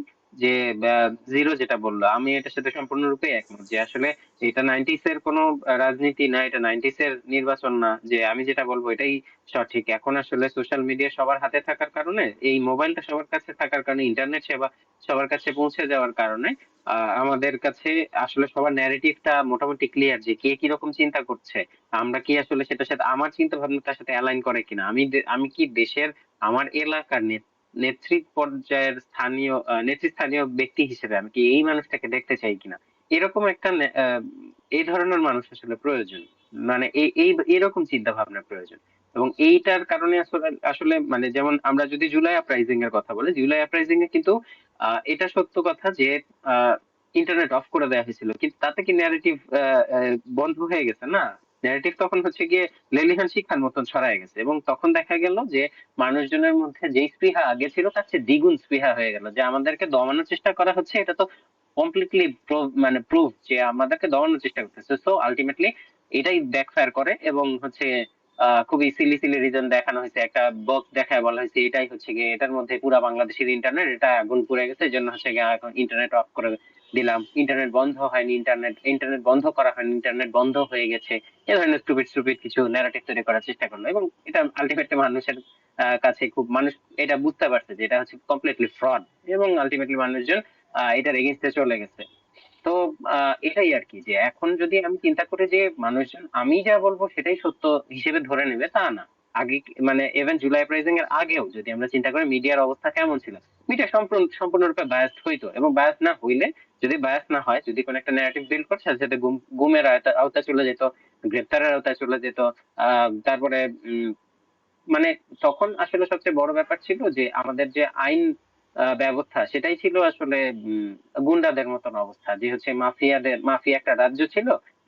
রাজ্যে হচ্ছে গুন্ডা হিসেবে পুলিশটাই ওয়েল ট্রেন্ড, পুলিশদেরকে ওয়েল ট্রেন করা হচ্ছে কি এই যারা এগেইনস্ট ন্যারেটিভ করে, সরকার এগেইনস্ট ন্যারেটিভ ক্রিয়েট করবে তাদের এগেইনস্টে অ্যাকশন নেওয়ার জন্য। তো এটার প্রেক্ষিতে সেটা একটা কথা করেও। বলি, এটার প্রেক্ষিতে একটা হুম। কথা মনে পড়ছে যে যারা নেটিভ বিল করতে চায় গভর্নমেন্টের এগেনস্টে, আপনাদের হয়তো মনে আছে 2022 অথবা 23 এরকম হবে 16ই ডিসেম্বরে, হ্যাঁ 16ই ডিসেম্বরেই অথবা 26শে মার্চ, আমার ঠিক মনে নেই, বাট এরকম 16ই ডিসেম্বর 26শে মার্চে স্বাধীনতা দিবসে, হ্যাঁ 26শে মার্চ, 26শে মার্চই হবে। ওই যে আহ, প্রথম আলোতে একটা সাংবাদিক একটা কলাম করছিল, একটা পিচ্চির কাছে জিজ্ঞেস করছিল, পিচ্চি বলতেছিল যে স্বাধীনতাই, ভাতের স্বাধীনতাই নাই, এমনি স্বাধীনতা দিয়ে কি করবো, কাইন্ড অফ এরকম একটাই ছিল। তো মনে আছে ওইটা নিয়ে যে মানে শেখ হাসিনা সরকার কত হ্যারাস করছিল, হ্যাঁ, হ্যাঁ। বাসা থেকে ধরে হুম। নিয়ে হুম। গেছে, হুম। সে পরে বলছিল হুম। যে হুম। এরা হুম। মুক্তিযুদ্ধ বিরোধী, স্বাধীনতা বিরোধী, মানে জাস্ট একটা ভাত খাওয়ার স্বাধীনতা, বা ওই পিচ্চি তো প্রথম শিশু ছিল, ও ভাত পায় না, ও এটাই বলছে। ও হয়তো এরকম ভাবে বলেন, এবার সাংবাদিক ভাবে লিখছে যে স্বাধীনতা দিয়ে কি হবে যদি ভাত, মেইন তো বক্তব্য ছিল এইটাই। হ্যাঁ, এটা তো এরকম এন্টি গভর্নমেন্ট বা এন্টি মানে বাংলাদেশি কোনো না, যেটা একদম পাকিস্তানের পক্ষে চলে গেছে। বাট একটু ছোট করার মানে ছোট্ট মানে লেখার কারণে বা ছোট একটু সমালোচনার কারণে হচ্ছে গিয়ে প্রথম আলোর ওই সাংবাদিককে গ্রেফতার করছে। এমনকি আমার মনে পড়ে কোন এক ছাত্রলীগ নেতা প্রথম আলোর অফিসে গিয়ে ওই দেশদ্রোহী বা পাকিস্তানি বা রাজাকার টাইপ কিছুটা লিখে দিচ্ছে রিসিপশনের টেবিলের নিচে কালার দিয়ে। তো এরকম মানে আপনি যদি চানও ছোটখাটো সমালোচনা করবেন, ওইটা হচ্ছে গিয়ে বিরোধে চলে যাবে, মানে সরকার এটাকে খুব মনে নিয়ে নিবে, এটাই। আমার মনে হয় যে এই জায়গাটা থেকে বের হয়ে আসুক এটার সাথে আসলেই সংবাদপত্রের যে স্বাধীনতা এটা আসুক। আরেকটা পয়েন্ট অ্যাড করি প্রত্যাশার সাথে, যেটা আমি এই সময় বলতে ভুলে গেছি বা বলিনি। সবচেয়ে মেইন বিষয় হইতেছে গিয়ে বাক স্বাধীনতা। এটাই যদি না থাকে, হুম। আপনি বাকি উন্নয়ন দিয়ে কিছুই করতে পারবেন না। যেমন এই যে ইউনূস সরকারের আমলে আমরা প্রচন্ড মানে নেক্সট লেভেলের বাক স্বাধীনতা এনজয় করছি। আমাদের কেউ ধরতে আসে নাই, কেউ মারতে আসে নাই, টিভি তুলে নিয়ে যায় নাই, হুম। খুন হয় কেউ খুন হয় নাই। হুম। হুম। আমরা উপদেষ্টাদের মতো প্রচুর লেভেলের গালাগালি থেকে শুরু করে, আমি করিনি যদিও, বাট যারা অ্যাক্টিভিজম করে তারা গালাগালি পর্যন্ত করছে, এই জন্য কারণে আমি মামলাও হয়নি। এই জিনিসটা যদি মেনটেন করতে পারে, আমার মনে হয় না কোনো পলিটিক্যাল গভর্নমেন্ট এটা করবে, মেনটেন করবে, বা মানে সুপ্রিম লিডার যদি করতেও চায়, সে যদি ওই জ্ঞান ধ্যানের হয়েও, বাট হুম, নিচে যে লেভেলের কর্মী আছে, কর্মী বলবো না গুন্ডা বলবো, তারা হুম। করতে দিবে। তারা অলরেডি তো বিএনপির মানে তারেক রহমানের সমালোচনা করার জন্য একজন মনে হয় কোথাও লিখছিল মিস্টার 10%, এই জন্য তার নামে মামলা হয়েছে, তার নিয়ে গেছে। হ্যাঁ, হ্যাঁ। আর কোথাও একজন মনে হয় বলছিল যে বলছিল বলতে 44 কোটি টাকার দুইটা গাড়ি না কিনে আপনি হচ্ছে গিয়ে এটার আলুর করেন, স্টোরেজ বানান, কোল্ড স্টোরেজ। বাট ওই 44-এর জায়গায় 88 লিখছে বলে, মানে ইংলিশে। তো এটা হচ্ছে 44 আচ্ছা। মানে বাংলায় এমনিতে 44 88 এর ইংলিশে এটি 28 লেখছে। দেখাচ্ছে। হ্যাঁ, হ্যাঁ। লিখছে বলে, তো ওইটার কারণে না মামলা হয়েছে, ওরা মনে হয় পুলিশ দিল। তো এইসব ছোটখাটো বিষয়ে আপনি যদি নিতে না পারেন, তো আপনি যদি পাওয়ারে আসেন, তাহলে আপনি কতটুকু নিতে পারবেন সেটা মানে আল্লাহ মালুম, আল্লাহ ভালো জানে। তো সন্দেহের বিষয় আসলে। তো আমার সবচেয়ে মানে প্রত্যাশার মধ্যে এটা অ্যাড করতে চাই যে আপনি অ্যাটলিস্ট মুখ বন্ধ করেন না মানুষের, ভালো খারাপ নিতে শেখা উচিত পলিটিক্যাল লিডারদের। এই তো। হ্যাঁ, তো আর তাছাড়া একটা কথা বললেই যে সত্য হয়ে যাবে এরকম তো না, এটা হচ্ছে কি হ্যাঁ, সহনশীলতা আসলে প্রয়োজন, রাজনৈতিক সহনশীলতাটা খুব বড় একটা আমার যদি মনে একটা হচ্ছে লাইন ক্রসিং না হয়, আপনি তাহলে আমার মনে হয় সহনশীলতাটাই বেস্ট অপশন। 44-এর বদলে 88 বলছে, এখনো বুঝা বলুক বা না বুঝা বলুক, আপনি সেটা মানে আপনি পাল্টা বক্তব্য দিয়ে ওইটা ডিফেন্ড করেন। বাট এই ছোট কারণে আপনি মামলা করবেন, ছোট কারণে আপনি বাসায় চলে যাবেন। এর আগে তো অনেকদিন আগে হয়েছিল যে তখন তারেক রহমান দেশে আসে নাই, ওনার গ্রামের মানে বিএনপির নেতা পর্যন্ত ঘরে চলে গেছে যে আপনার ছেলে পোস্ট করছে তারেক রহমানে খাম্বা বা কিছু একটা বইলা, পোস্ট ডিলিট করা, নাহলে কিন্তু মামলা করে দিব।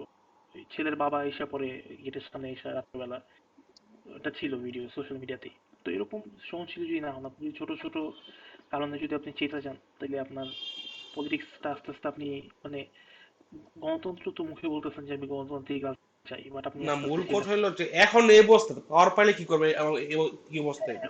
ওইটাই আপনি আস্তে আস্তে শেখ হাসিনার দিকে চলে যেতেছেন। যদি আপনি হুম, এই ছোট কারণে অফেন্ড হয়ে যান, তাহলে আপনি মনে করবেন যে আপনি আর ডেমোক্রেসিতে নাই, আপনি আস্তে আস্তে শেখ হাসিনা পরিস্থিতিতে চলে যেতেছেন। এটা নিয়ে একটা মানে এটা হুম একটা হুম ভালো হুম। একটা ভালো টপিক, আমরা চাইলে এটা নিয়ে পরবর্তী পডকাস্ট করতে পারি, ন্যারেটিভ পলিটিক্যাল হ্যাঁ, এটা ছিল পরবর্তীতে আলোচনা করবো। তো তারপরে পয়েন্টগুলো মোটামুটি শর্ট পয়েন্ট, কিন্তু আমার মতে একটু ব্রিফ দেওয়া গেলে হয় ভালো হয়। যেমন আমি বলবো যে আপনি শর্ট ব্রিফ দেন দুর্নীতি ও জবাবদিহিতা এবং যে আন্তর্জাতিক যে নজরদারি। দুর্নীতি আমরা জানি বাংলাদেশ আর দুর্নীতি এক কথায় বলে বলে মুদ্রার এ পেটোপিট। বাংলাদেশ দুর্নীতি না হয়, যদি না হয় কোনো সময় তো আর বলছো এটা বাংলাদেশ না, আমরা স্বপ্ন দেখতেছি।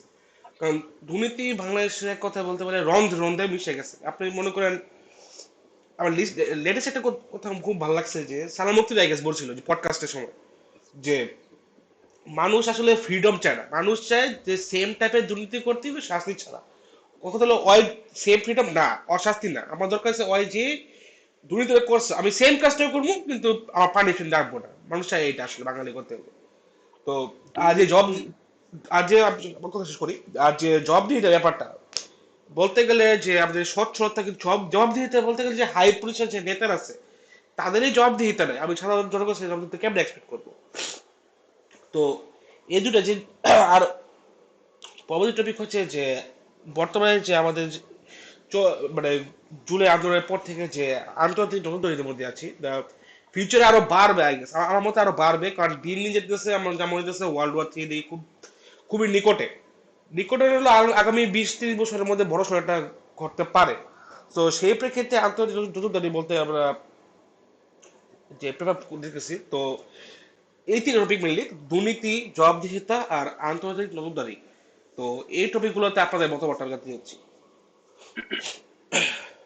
আমি শুরু করব। হ্যাঁ, বলো। আমার মতে দুর্নীতি জবাবদিহিতা আনা খুবই কষ্টকর। কষ্টকর কারণ হচ্ছে কি আমাদের আমাদের আমরা তো অল টাইম আমলাতান্ত্রিক জটিলতায় ভুগি। সব সরকারই বলে, মানে সব সরকার বলতে মানে আমরা সব সরকারের আমলে বলি যে আমলাতন্ত্র। তো আমাদের মানে পলিটিক্যাল লিডাররা যদি চায় যে আমি খুব সৎ হয়ে চলবো, কখনোই পসিবল না যদি তার আন্ডারে কাজ করা আমলারা, সচিবরা যদি দুর্নীতিবাজ হয়। যেমন এই যে এই সরকারের আমলে এই সরকার কিন্তু অনেকগুলা করতে চাইছে, মানে দুর্নীতি বিরোধী কাজ করতে চাইছে, কিন্তু এর মধ্যে বাদ সাধছে হচ্ছে গিয়ে সচিবরা। যেমন আপনারা দেখবেন ওই যে আহ, এই আয়কর রিটার্ন কি বলে এই মন্ত্রণালয়টার নাম কি বা এই বিভাগটার নাম কি, যেটা হচ্ছে গিয়ে যারা কর নেয়। এনবিআর।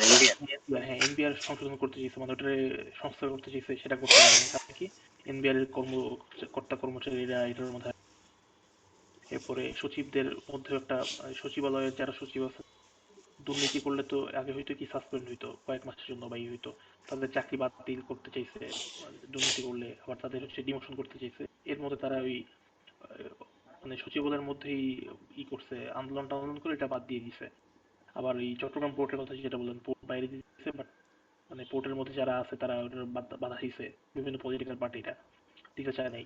কারণ আমি চাই যে আমি ক্ষমতার বাইরে থাকলে খুব মধুর মধুর কথা বলি যে আমি দুর্নীতি বিরোধী কাজ করব, জিরো টলারেন্স, এই টলারেন্স সেই টলারেন্স। এটা যদি আমার মন থেকেও আসে, পসিবল না। কারণ যাওয়ার পরে আমি তো 5 বছর দেশ চালাই, যারা কাজ তারা যদি আমার বিভিন্ন পদে পদে দুর্নীতি বিরোধী কাজ করতে গেলে, তো আমি তো ওটা করতে পারবো না। আর তার উপর যদি আমি নিজে চোর হই, তাহলে তো আমার চোরে চোরে মাস্তুতো ভাই হয়ে যাবে এগুলো। তো এটা করতে গেলে নেতার সৎ হইতে হবে, এবং পাশাপাশি তার আন্ডারে যারা কাজ করবে তাদের কঠোরভাবে দমন করতে হবে। মানে যাদের ঘুষ খাইতে খাইতে 4-5 হাত, মনে করেন যে 4-5 ইঞ্চি চর্বি বের হয়ে গেছে পেটের, এদের সাফাই করতে হবে। এখন বলতে গেলে যে এটা পসিবল না, আপনি যদি বাংলাদেশের কনটেক্সটে চিন্তা করেন, এটা পসিবল না। মানে যারা পসিবল করতে পারবে তাদেরই নির্বাচিত করতে হবে, আর এটা খুব নিয়মতান্ত্রিক আপনি পসিবল করতে পারবেন না। এটার জন্য আপনার ম্যাডনেস দরকার। ম্যাডনেস বলতে কোনো নিয়ম কানুনের আপনি বাদ সাধবেন না। আছে না যে পাগলা টাইপের, ওই টাইপের করতে হবে। যেমনটা ওই যে আমেরিকার ডোনাল্ড ট্রাম্প যখন যা ইচ্ছে সেটাই হচ্ছে বিল পাস করে দেয়। যেটা আমি মানে ওটা জাস্ট একটা কনটেক্সট হিসেবে বললাম, বাট এই দুর্নীতি নিয়ন্ত্রণ করতে হলে আপনার কন্ট্রোল আনতে হবে গভর্নমেন্টের উপরে। এটা একটা খুব গুরুত্বপূর্ণ বিষয়। আর জবাবদিহিতার ক্ষেত্রেও সেই পলিটিক্যাল পার্টিদের মানে পার্টির যারা এমপি হবে তাদের জবাবদিহিতা করতে হবে মাস্ট। ঢাকা ঢাকা না সরি নারায়ণগঞ্জ 4-এ মানে এনসিপির যে একজন লিডার মানে যে হচ্ছে কি বা ইলেকশন করতেছে, উনি বললো যে ও যদি প্রত্যেক 2 মাস অন্তর অন্তর মানে প্রশ্ন উত্তর পর্ব করবে নিজের এলাকাতে। এখন এটা একটা ভালো উদ্যোগ, এটা করলে অবশ্যই ভালো। শুধু এটা এক এলাকাতে না, এটা প্রত্যেক এলাকাতেই করতে হবে। এবং এমপি মন্ত্রীদের তাদের নিজস্ব মানে এমপিদের তো না, মন্ত্রীদের তাদের নিজস্ব মন্ত্রণালয়ের মধ্যে ওই সিস্টেম চালু করতে হবে যে তুমি কতটুকু কাজ করলা বা তুমি কি করলা, মানে রাখতে হবে এই হিসাব নিকাশ। এখন আমি যদি চাই দুর্নীতি বিরোধী হব, জবাবদিহিতা নিয়ে আসবো, বাট আমি যদি লাগাম ছাড়া হই, আমি কোনো কেয়ার করতেছি না আমার আন্ডারে কে কি করতেছে না করতেছে, আমার সচিবের পিয়ন, সচিবের ড্রাইভার 200 কোটি টাকার মালিক হচ্ছে, 400 কোটি টাকার মালিক হয়ে যেতেছে, তো আমি দুর্নীতি কখনই কন্ট্রোল। এর জন্য মানে খুব অ্যাক্টিভ হইতে হবে বাংলাদেশে অ্যাটলিস্ট। মানে ক্ষমতায় আসার প্রথম 5 বছরে যদি চিন্তা করে যে না আমার হচ্ছে গিয়ে এটা করতে হবে দুর্নীতি কন্ট্রোল, তাইলে তার ম্যাডনেস মানে দেখাইতে হবে প্রচুর লেভেলের, খুব লাগাম ছাড়া গা ছাড়া আর মাইকের সামনে বড় বড় কথা। আর সেকেন্ড হচ্ছে গিয়ে আন্তর্জাতিক নজরদারি। আন্তর্জাতিক নজরদারি বলতে আমি যদি বাংলাদেশের কনটেক্সটে বলি যে বাংলাদেশের আশেপাশে যারা আছে বা বিশ্বের বিভিন্ন জায়গায় আন্তর্জাতিক নজরদারি কিরকম, বাংলাদেশের লং টার্ম বলেন আর শর্ট টার্মে বলেন ভারতের সাথে লাগবে, এটা মাস্ট রাখতেই হবে। কারণ ভারত চায় তাদের পাপেট গভর্নমেন্ট বসাইতে বাংলাদেশে, আর বাংলাদেশের মানুষ চায় স্বাধীনতা, সার্বভৌমত্ব, এগুলা। তো এগুলো নিয়ে একসময় তো লাগবে। ভারত আমি আমি যতটুকু মনে করছিলাম যে অ্যাটলিস্ট 5ই আগস্টের পরে ভারত নিজেদের শুধরাবে, অ্যাটলিস্ট একটা নিউট্রাল একটা পজিশন আসবে, যা যা করছি এত বছর করছি, এখন একটু ঠান্ডা হই। বাট না, তারা তো বিভিন্ন রকম প্রোপাগান্ডা ছড়াইছে, আওয়ামী লীগের সুযোগ দিছে পালাই থাকার, আবার ওখানে বসে সভা সমাবেশ করার, মানে বক্তব্য দেওয়ার। এরপর নিজেদের মিডিয়াতে তো মিথ্যা নেগেটিভ ছড়াইছে, সংখ্যালঘু নির্যাতন, খুন হয়ে যেতেছে, ধর্ষণ হয়ে যেতেছে, এগুলা প্রচুর আলতু ফালতু নিউজ। তো এই হিসাবে গেলে আপনার অ্যাটলিস্ট ইন্ডিয়ার সাথে আপনার রিলেশন ভালো হবে না, দা কুমড়ো সম্পর্ক থাকবে ইন্ডিয়ার সাথে আপনার, হচ্ছে গিয়ে মাথা শক্ত করেই চলতে হবে। আর ভবিষ্যতে যুদ্ধ লাগার সম্ভাবনা আছে, এটা যে কোনো অ্যাঙ্গেলে। আপনি যদি ধর্মীয় অ্যাঙ্গেলে দেখেন সেখানেও আছে, পলিটিক্যাল জাস্ট সেকুলার হইলে আপনি যদি পলিটিক্স নিয়ে চিন্তা করেন তাহলে আপনার লাগবেই। আর বাইরের দেশ ইউরোপ আমেরিকা বা অন্যান্য দেশ, তারা হচ্ছে গিয়ে ইলেক্টেড গভর্নমেন্টের সাথে কাজ, গেস আই হোপ। কারণ এতদিন বিশ্বের অন্যান্য দেশ মানে চীন রাশিয়া বাদে ইউরোপ আমেরিকা বাংলাদেশকে দেখতো ইন্ডিয়ান, মানে ইন্ডিয়ান লেন্সে, ইন্ডিয়া যেভাবে দেখাইতো তারা যেভাবে দেখতো। এখন আপাতত বিষয়টা হচ্ছে গিয়ে চেঞ্জ হয়েছে, যেমন হইতেছে অ্যাটলিস্ট এই 5ই আগস্টের পর তো পুরো চেঞ্জ হয়েছে। এখন মানে বাংলাদেশের মানুষ যে ভয়েস রাখতে পারে, নিজেদের জন্য রক্ত দিতে পারে, জীবন দিতে পারে, বা নিজেদের কথা বলতে পারে, অ্যাটলিস্ট এটা এখন ওদের মধ্যে আসছে। আর ওয়ার্ল্ডে এখন আর এরকম এই জঙ্গি কার্ড চলে না। তো ইন্ডিয়া বাংলাদেশে যেরকম ভাবে কন্ট্রোল করতো, এটা হচ্ছে জঙ্গি কার্ড দিয়ে। তো যেহেতু জঙ্গি কার্ড চলে না, সেহেতু ইন্ডিয়ার সেই লেন্সে যেটা দেখে, তো সেটাও আর মানে দেখা ইউরোপের মানুষ বা আমেরিকার মানুষ মজা পাইতেছে। তো তারা দেখতেছে যেতেছে তাদের মতো করে, তো সেই সুযোগ আমাদের নিতে হবে। আমাদের মধ্যে যতই মানে বিভেদ থাকুক না কেন, ইউরোপ আমেরিকার সাথে আমাদের একটা ভালো সম্পর্ক রাখতে হবে। সেটা মানে পলিটিক্যাল ভাবে হোক, মানে কূটনীতিক ভাবে হোক, বা বিজনেস করে হোক, যেরকম ভাবেই হোক। আর যে যার সাথে সম্পর্ক রাখুক না কেন, আমাদের নিজেদের যে স্বার্থ সেটাকে অবশ্যই সিকিউর করতে হবে। আমি বলতেছি না যে আপনি ইন্ডিয়ার উপর 2টা বোম মারেন বা ইন্ডিয়ার সাথে যুদ্ধ জড়ান, তো বোম করার। বাট ইন্ডিয়ার সাথে আমি অতটুকু সম্পর্ক রাখবো যতটুকু রাখলে আমি নিজের প্রাপ্য, নিজের সম্মান নিয়ে থাকতে পারবো ওটুকু। এই তো, এটা হচ্ছে গিয়ে মেইন। এটা নিয়ে আরো বিস্তারিত আলোচনা করা যায়, বাট আপাতত আন্তর্জাতিক মানে নজরদারির ক্ষেত্রে এইটাই মানে মেইন, হুম। যতটুকু আমি মনে করতেছি। তো মোহিত, আপনি কিছু অ্যাড করবেন এ ব্যাপারে নাকি আমরা পয়েন্ট দিতে পারবো? পয়েন্ট গুলো কি কি ছিল জন্য? আন্তর্জাতিক নজরদারি। দুর্নীতি, জবাবদিহিতা আর আন্তর্জাতিক নজরদারি। আচ্ছা, দুর্নীতি জবাবদিহিতার দিক থেকে আসলে অ্যাড করার মতো নতুন কিছু নেই, তবে ওই যে আহ আসলে ব্যাপারটা কি, একটা সময় হচ্ছে কি দুর্নীতির জন্য একটা হটলাইন ছিল। হটলাইনে হচ্ছে কল দিলে হয়তোবা রেসপন্স করতে কিনা জানি না। তো কখনো সুযোগ হয় না আর কি এটা ইউজ করার। মানে কোনো একটা কারণে কমলাপুর যদি আমি যাই, কমলাপুরে স্টেশনে যদি যাই, ওখানে তো আসলে আহ কালোবাজারির একটা ব্যাপার আছে। তো ওই জায়গার দুর্নীতির ব্যাপারটা দেখানোর জন্য, মানে দুর্নীতি থেকে বের হয়ে আসার জন্য ওখানে হটলাইনের এরকম নাম্বার দেয়া ছিল। সেটা খুব বেশি দিন আর কি টিকে নাই, ওটাও বেশি দিন ছিল না। ওই ওই হটলাইনের কাজও যে কতদূর চলছে, এখন আদৌ আছে কিনা, কতটা ফাংশনাল, এটা একটা কোয়েশ্চেনের ব্যাপার আর কি। তো দুর্নীতির দিক থেকে আসলে এরকম দরকার যে হটলাইন, এরকম একটা দরকার, হটলাইন অ্যাপ আর হচ্ছে গিয়ে এমন একটা প্ল্যাটফর্ম দরকার যে প্ল্যাটফর্মে আসলেই এরকম ভাবে হচ্ছে গিয়ে সত্যিকার অর্থে এই বিষয়গুলো প্রমাণ সহকারে যদি সাবমিট করা হয়, প্রপার একটা স্টেপ নেওয়া হবে। তো এরকম করে করে যদি হচ্ছে দুর্নীতিটা সম্পূর্ণরূপে বন্ধ করা যায়, যেমন ফর এক্সাম্পল আমরা যদি কমলাপুরের বা হচ্ছে রেলওয়ের ব্যাপারগুলো দেখি, এখানে হচ্ছে টিকিটের কালোবাজারি হয় খুবই এভিডেন্ট এবং খুবই ন্যাস্টি এবং ওপেন একটা ব্যাপার। এরকম একদিন দেখলাম যে আমি টিকিট কাটতে গেলাম, তো এক লোক এসে কথা বলতেছি, তো সে নিজের পরিচয় দিচ্ছে যে আমি হচ্ছে গিয়ে দালাল। এরকম ওপেন ছিল। এটা যদি হচ্ছে কি হাসিনা আমলের ব্যাপার, তো তখনকার সময় আসলে ব্যাপারগুলো আসলে ওপেন ছিল। এখন তো তাও মাঝে মাঝে রেইড হয়, মাঝে মাঝে ওখানে হচ্ছে কি নজরদারিতে আওতায় আসে। সেটা কতদিন থাকবে সেটাও একটা ভালো প্রশ্ন, আল্লাহ ভালো জানে কতদিন থাকবে। তো সামনে দেখা যাক আর কি কি অবস্থা হয়। এবং হচ্ছে এই দুর্নীতির ব্যাপারটা মানুষজন আসলে কিভাবে চিন্তা ভাবনা করে। দুর্নীতির ব্যাপারটা আসলে এরকম হয়ে গেছে আনফরচুনেটলি যে জুলাই তখন হচ্ছে গিয়ে আপ্রাইজ কমপ্লিট হয়েছে এবং নতুন একটা আনস্টেবল একটা দেশ থেকে কেবল স্টেবল একটা দেশের দিকে যাচ্ছে, এরকম একটা টাইমে আমি একটা মিটিং এ যাওয়ার সুযোগ হয়েছিল। মিটিংটা এরকম ছিল যে মানে আমি হচ্ছে গিয়ে ঠিক নিজে পার্টিসিপেট করতে যাই নাই, আমি আরেকজনের কারণে ওখানে গেছি আর কি। ওখানে সাথে একজনের সাথে যাওয়ার সৌভাগ্য হয়েছিল। তো ওখানে গিয়ে দেখলাম যে হচ্ছে গিয়ে একটা বিল্ডিং হবে, ওই বিল্ডিং এর যারা ফ্ল্যাট মালিক আছে, এই ফ্ল্যাট মালিকরা হচ্ছে রাজুকের কাছ থেকে পারমিশন চাচ্ছে। তো এখন এই পারমিশনের জন্য একটা মানে লেজিট এটা হচ্ছে গিয়ে সরকারি কিছু খরচ আছে, যে সরকারি ভাবে এত টাকা রাজুককে দিয়ে এই ইয়াটা নিতে হয়, পারমিশনটা নিতে হয়। তারপরে হচ্ছে গিয়ে রাজুকে পারমিশনটা দিলে তখন হচ্ছে গিয়ে একটা ফি আর কি, এই ফিটা জমা দিলে তখন রাজুক হচ্ছে গিয়ে একটা করের মতনই বলা যায়। তো এরকম একটা সিস্টেম আছে। তো এখন ব্যাপারটা হচ্ছে গিয়ে ওখানকার যারা মানুষজন ছিল তারা চিন্তা করতেছে যে এখন আমরা কি করব। এখন আসলে তো আমরা যদি ইয়া করি, আহ এই জায়গায় ইয়া না দিই, দুর্নীতি যদি না থাকে, যদি ঘুষ দেওয়ার ব্যবস্থা না থাকে, আমাদের কাজ হতে তো অনেক সময় লাগবে।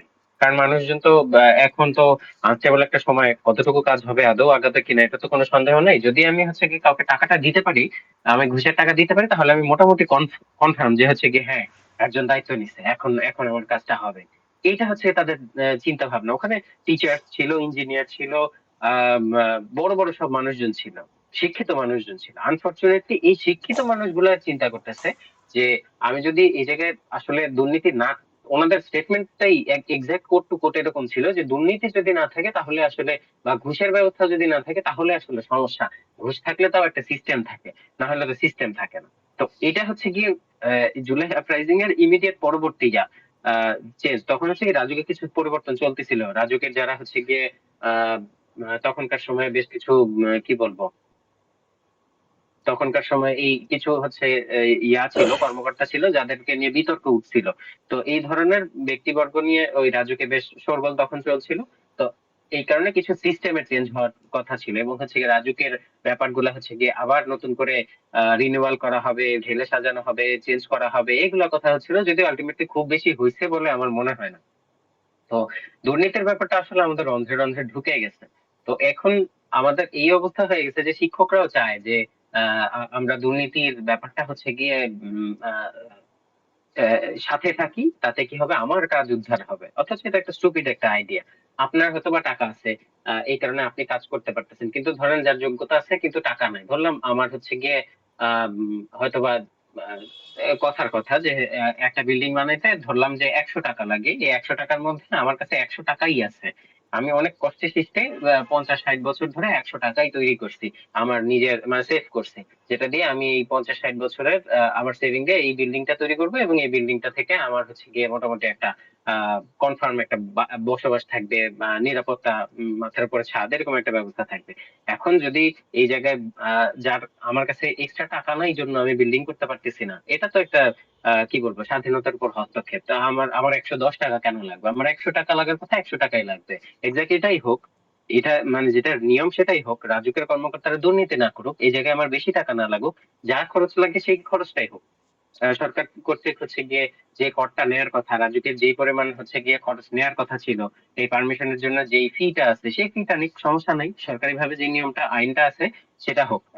অবশ্য এইসব আইন রিভাইজড হওয়া উচিত, যে এটা আসলে আহ ঠিক আছে কিনা, আমার আসলে 100 টাকাই রাখা উচিত কিনা, এখানে হচ্ছে গিয়ে রাজুক কত টাকা নেওয়া উচিত, এই টাকাটার ব্যাপারটা আসলে কতটুকু আহ মানে ঠিকঠাক আছে, এটা কি আসলে বিতর্কের ঊর্ধ্বে, নাকি এটা আসলে আহ ঠিক একেবারে ফেয়ার, এটা আসলে রিভাইজ হওয়া উচিত, সেটাও একটা ব্যাপার আছে। কিন্তু আমার মনে হয় যে এই ফেয়ারনেসটা এইটার কারণে হচ্ছে গিয়ে করা পসিবল না। যেমন সেদিন একটা ভিডিও দেখলাম, যে ওই ভিডিওতে একজন মালিকের কথা বলতেছে যে আমি মালিক মানে দেশের কিছু মানুষ আছে যারা চায় না বিল্ডিং এর মালিক হতে। কেন? কারণ হচ্ছে গিয়ে আমাকে 40% ভ্যাট দিতে হবে, ভ্যাট দিয়ে আমাকে হচ্ছে গিয়ে আমি নিজে টাকা দিয়ে বিল্ডিং করব, আমাকে 40% ভ্যাট দিতে হবে, দেন আমি হচ্ছে গিয়ে মানে প্রতি বছর বছর 40% ভ্যাট দিতে হবে। এখন এইটা তো আমার হচ্ছে টোটাল খরচের চেয়ে অনেক বেশি হয়ে যাবে, আমার কখনোই এখান থেকে লাভ উঠবে না। এবং আমি যদি এজ এ বিজনেসম্যান চিন্তা করি, যে একজন বিজনেসম্যান কি চিন্তা করবে, যে আমার হচ্ছে একটা বিল্ডিং আছে, এখান থেকে ভাড়া উঠবে, এখন ভাড়া তুলে ওই 40% কি সে ভ্যাট দিয়ে কুলাইতে পারবে? এটা খুবই টাফ একটা ব্যাপার। আনটিল এন্ড আনলেস আমার অনেকগুলা বিজনেস আছে, অনেকগুলা বিল্ডিং আছে, অনেকগুলো বিল্ডিং এর থেকে আমি ভাড়া পাই, সেখান থেকে হয়তো বা উঠতে পারে কারো কারো। তো এই মানে বাজে কিছু সিস্টেম আছে যেটার কারণে ঋণ খেলাপির পরিমাণ অনেক বেশি। এবং দেখা যায় যে ঋণ, আনফরচুনেটলি ঋণ খেলাপিদের মধ্যে যাদের হচ্ছে ঋণটা অনেক বেশি, তারা ধরাছোঁয়ার ঊর্ধ্বে চলে যায়। এবং যারা হচ্ছে গিয়ে ঋণের পরিমাণ খুব কম, তাদেরকে ধরে বেঁধে মেরে ধরে তাদের থেকে আদায় করে নেয়। এটা খুবই স্টুপিড একটা ব্যাপার। মানে একটা সিস্টেম থেকে আরেকটা সিস্টেম যে আমাদের এখানে এফেক্টেড হচ্ছে, এবং এটার কারণে আলটিমেটলি আমরা পুরো দেশটা যে করাপ্টেড হয়ে যেতেছি, এটার হচ্ছে মোটামুটি একটা এক্সাম্পল হচ্ছে এটা, যে এক জায়গা থেকে আমি অনেক অনেক দূরে চলে আসতেছি যদিও, তারপরে হচ্ছে কি এক জায়গা থেকে আরেক জায়গা পর্যন্ত আমাদের যে দুর্নীতির অবস্থাটা খুবই বিচ্ছিরি অবস্থায় পৌঁছায় গেছে আর কি। এটা আমার মনে হয়েছে যে এই জায়গাগুলো যদি আমরা এক জায়গা থেকে চেঞ্জ করা শুরু করি, আস্তে আস্তে সব জায়গায় চেঞ্জ হবে। এবং একটা প্ল্যাটফর্ম থাকা উচিত যে যারা আসলে সত্যিকার অর্থে জেনুইনলি কোন একটা স্টেপ নেবে, যে এই জায়গায় এটা হয়েছে, এভিডেন্স আছে, আমরা গিয়ে তার এগেইনস্টে একটা অ্যাকশন নেব, এবং এই অ্যাকশনটা প্রপার হবে। এমন না যে হচ্ছে গিয়ে আমি তাকে 6 মাসের জন্য হচ্ছে গিয়ে কি বলে 7 দিনের রিমাইন্ডার দিব, তারপর হচ্ছে গিয়ে তাকে ছেড়ে দিব, শেষ। এই ধরনের স্টুপিডিটি না, অ্যাকচুয়াল তার শাস্তি হবে, জেল হলে জেল হবে। তারপরে যা শাস্তি হয় এই আইন অনুযায়ী যে শাস্তি হয় সেই শাস্তি হোক, সেটাই আমি চাই আর কি। আর যদি আন্তর্জাতিক দুর্নীতির ব্যাপারটা আর কি এরকম।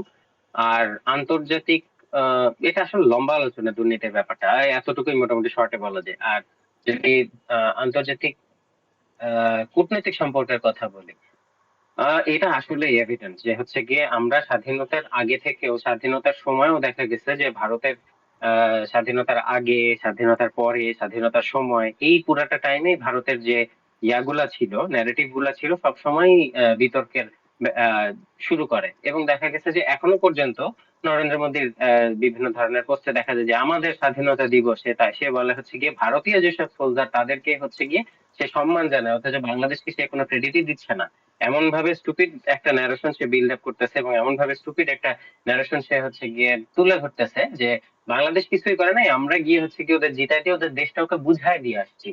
এমন স্টুপিড একটা ব্যাপার। ইভেন ওদেরও হচ্ছে গিয়ে দেশের যে কি বলেন, ওদের দেশের তৎকালীন যে হচ্ছে সেনানায়ক না, সেনানায়কটা কে যেন ছিল, মেজর মানিক শ এরকম কেউ একজন, তো সে হচ্ছে তৎকালীন সময়ে যুদ্ধ করতে চায় নাই এই ইয়াতে বাংলাদেশের এগেইনস্টে যুদ্ধ করতে চায় নাই। কারণ হচ্ছে গিয়ে সে দেখছে যে স্ট্র্যাটেজিক্যালি এই টাইমটা খুব একটা খারাপ একটা সময়, আমি এই সময় করতে চাই না। এবং হচ্ছে গিয়ে এটা ভারত তাদের মুভিতে শো করতেছে যে এটা হচ্ছে গিয়ে আমরা এরকম দেখাচ্ছি। এটা কিন্তু আসলে আন্তর্জাতিক দিক থেকে একটা অপমান, সরাসরি অপমান। এবং এই জিনিসগুলো যে এখনো পর্যন্ত রিলে, কোন একটা রিল যদি দেখায়, ওরা হচ্ছে ওদের দেশ প্রেম খুব একেবারে উপচে পড়তেছে এরকম দেখায়। এই ভিডিওগুলো দেখানোর সময় ওরা দেখা যাচ্ছে খুব দেশপ্রেম উপচে পড়তেছে, বাংলাদেশকে একেবারে কি বলে বাংলাদেশের অবস্থা, বাংলাদেশকে ওরা সম্পূর্ণরূপে নিয়ন্ত্রণ করতেছে, বাংলাদেশকে ওরা দয়া করে হচ্ছে গিয়ে এই স্বাধীনতাটা গিফট করে দিয়ে চলে আসছে। এখন তো বাংলাদেশের ইভেন একটা পডকাস্টে দেখলাম যে বাংলাদেশ থেকে আমরা যদি এক টুকরো ল্যান্ডও নিয়ে এদের কিছু করা উচিত না, কারণ এটা তো আমাদেরই ল্যান্ড, ওরা না হচ্ছে কিছু সময়ের জন্য গিয়ে পাইছিল। এই ধরনের স্টুপিড স্টুপিড ন্যারেশন ওদের আছে। ইভেন ওদের তো হচ্ছে গিয়ে আমাদের দেশে দাঙ্গা সব মানে যারা আছে, মাইনরিটির উপর যে পরিমাণ ইয়া হয়, আমাদের দেশটা ছোট জন্য হয়তোবা সংখ্যা যেটা, সেটার কারণে ইনসিডেন্সের পার্সেন্টেজটা হাই হতে পারে, কিন্তু ভারতে এত পরিমাণে হয় এবং ওদের জনসংখ্যা এত বেশি যে হচ্ছে গিয়ে ওদের পার্সেন্টেজটা কম দেখায়, এই কারণে যে হচ্ছে গিয়ে হয়তো ওদের ইনসিডেন্সের রেটটা একটু কম।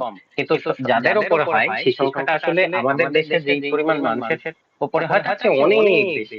ওদের মাইনরিটির উপর যে ধরনের অত্যাচার হয় সেটা আমাদের ওদের নিজেদের দেশের মধ্যেই, ওদের নিজেদের ভারতীয় যে মানুষগুলা নিজেদের মধ্যে কাস্টের মধ্যে সমস্যা, একদম নিচু কাস্ট যারা তাদেরকে ওরা গিয়ে শোষণ করে। আর হিন্দু মুসলিম মুসলিম বা বৌদ্ধ খ্রিস্টান এদের কথা তো বাদই দিলাম, খ্রিস্টানদের তো কয়েকদিন আগে না, গিয়ে আল্লাহ রিসেন্টলি 25 দেখলাম ডিসেম্বর। মুসলিমদের উপর একটু বেশি প্রকোপ হয়েছে বাংলাদেশ ঘটনার পর থেকে আর কি। রিসেন্টলি মসজিদের উপর অনেক প্রকোপ না, হয়েছে। ওরা নিজেদের নিজেদের ছোট কাজকে যদি এভাবে ওরা গিয়ে করে স্টুপিডের মতন গিয়ে তাদের এগেইনস্টে চলে যায়, তাহলে গিয়ে মুসলিমদের কথা তো দূরের ব্যাপার, মুসলিম বৌদ্ধ খ্রিস্টান তো দূরের ব্যাপার, ওরা নিজেদের দেশের নিজেদের ওদের যে গিয়ে রিলিজিয়াস মেজরিটি তাদেরকে, তাদের মধ্যে যদি ওরা গিয়ে বৈষম্য করে, ওরা বাকিদের আর কি সম্মান করবে, বাকিদেরকে আর কি সিকিউরিটি দিবে?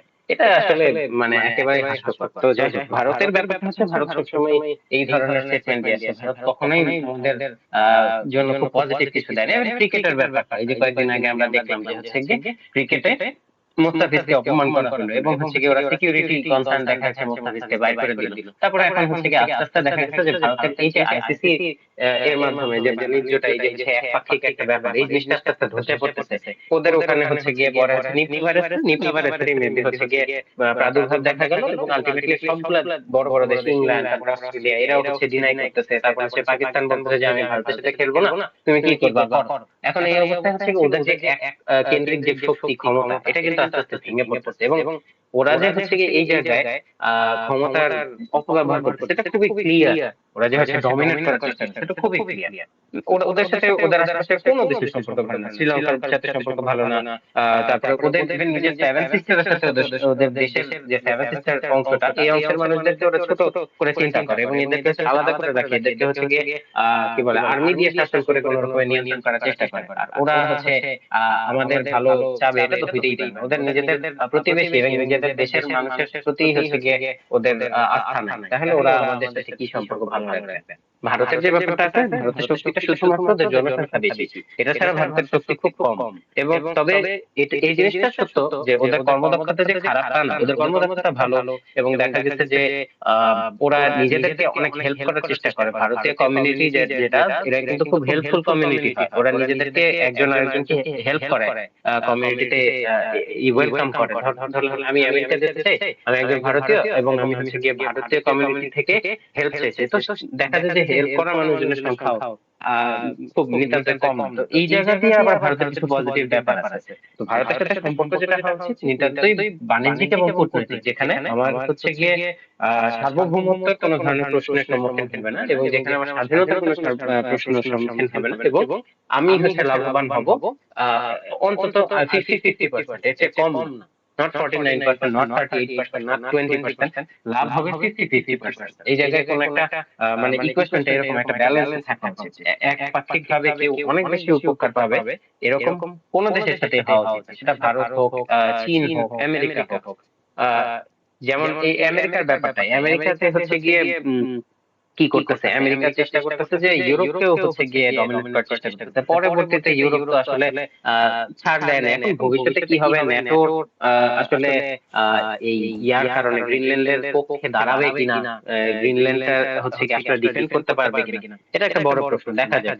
আমার মনে হয় না যে গ্রিনল্যান্ড দখল করার জন্য এখন আর খুব বেশি উঠে পড়া লাগবে, আমি ধারণা করতেছি এরকম। কারণ গিয়ে অলরেডি ট্রাম্প সবসময় বিতর্কিত ছিল, স্টিল আর কি। রিসেন্টলি তো এপস্টাইন ফাইলে ওর নাম পাওয়া গেছে। তো দেখা গেছে যে এই ট্রাম্পের ব্যাপারটাও, ট্রাম্প যে খুব সুবিধার লোক এরকম না, খুবই সে একটা বিজনেসম্যান, এর বাইরে আর কিছু না, ক্রেজি বিজনেসম্যান, ওকে বলা যায় ক্রেজি বিজনেসম্যান, এর বাইরে আর কিছু না। ন্যাশনালিটি দিয়ে ওর কিছু যায় আসে না, ও জাস্ট ক্রেজি বিজনেসম্যান, ও জাস্ট বিজনেস ম্যান, এটাই। কিন্তু ন্যাশনাল সিকিউরিটি বলে সবকিছু হচ্ছে deal, let's make a deal, this is a good deal, this is a bad deal, মানে সবকিছু হচ্ছে ডিল, সবকিছু বিজনেস হচ্ছে। রাইট।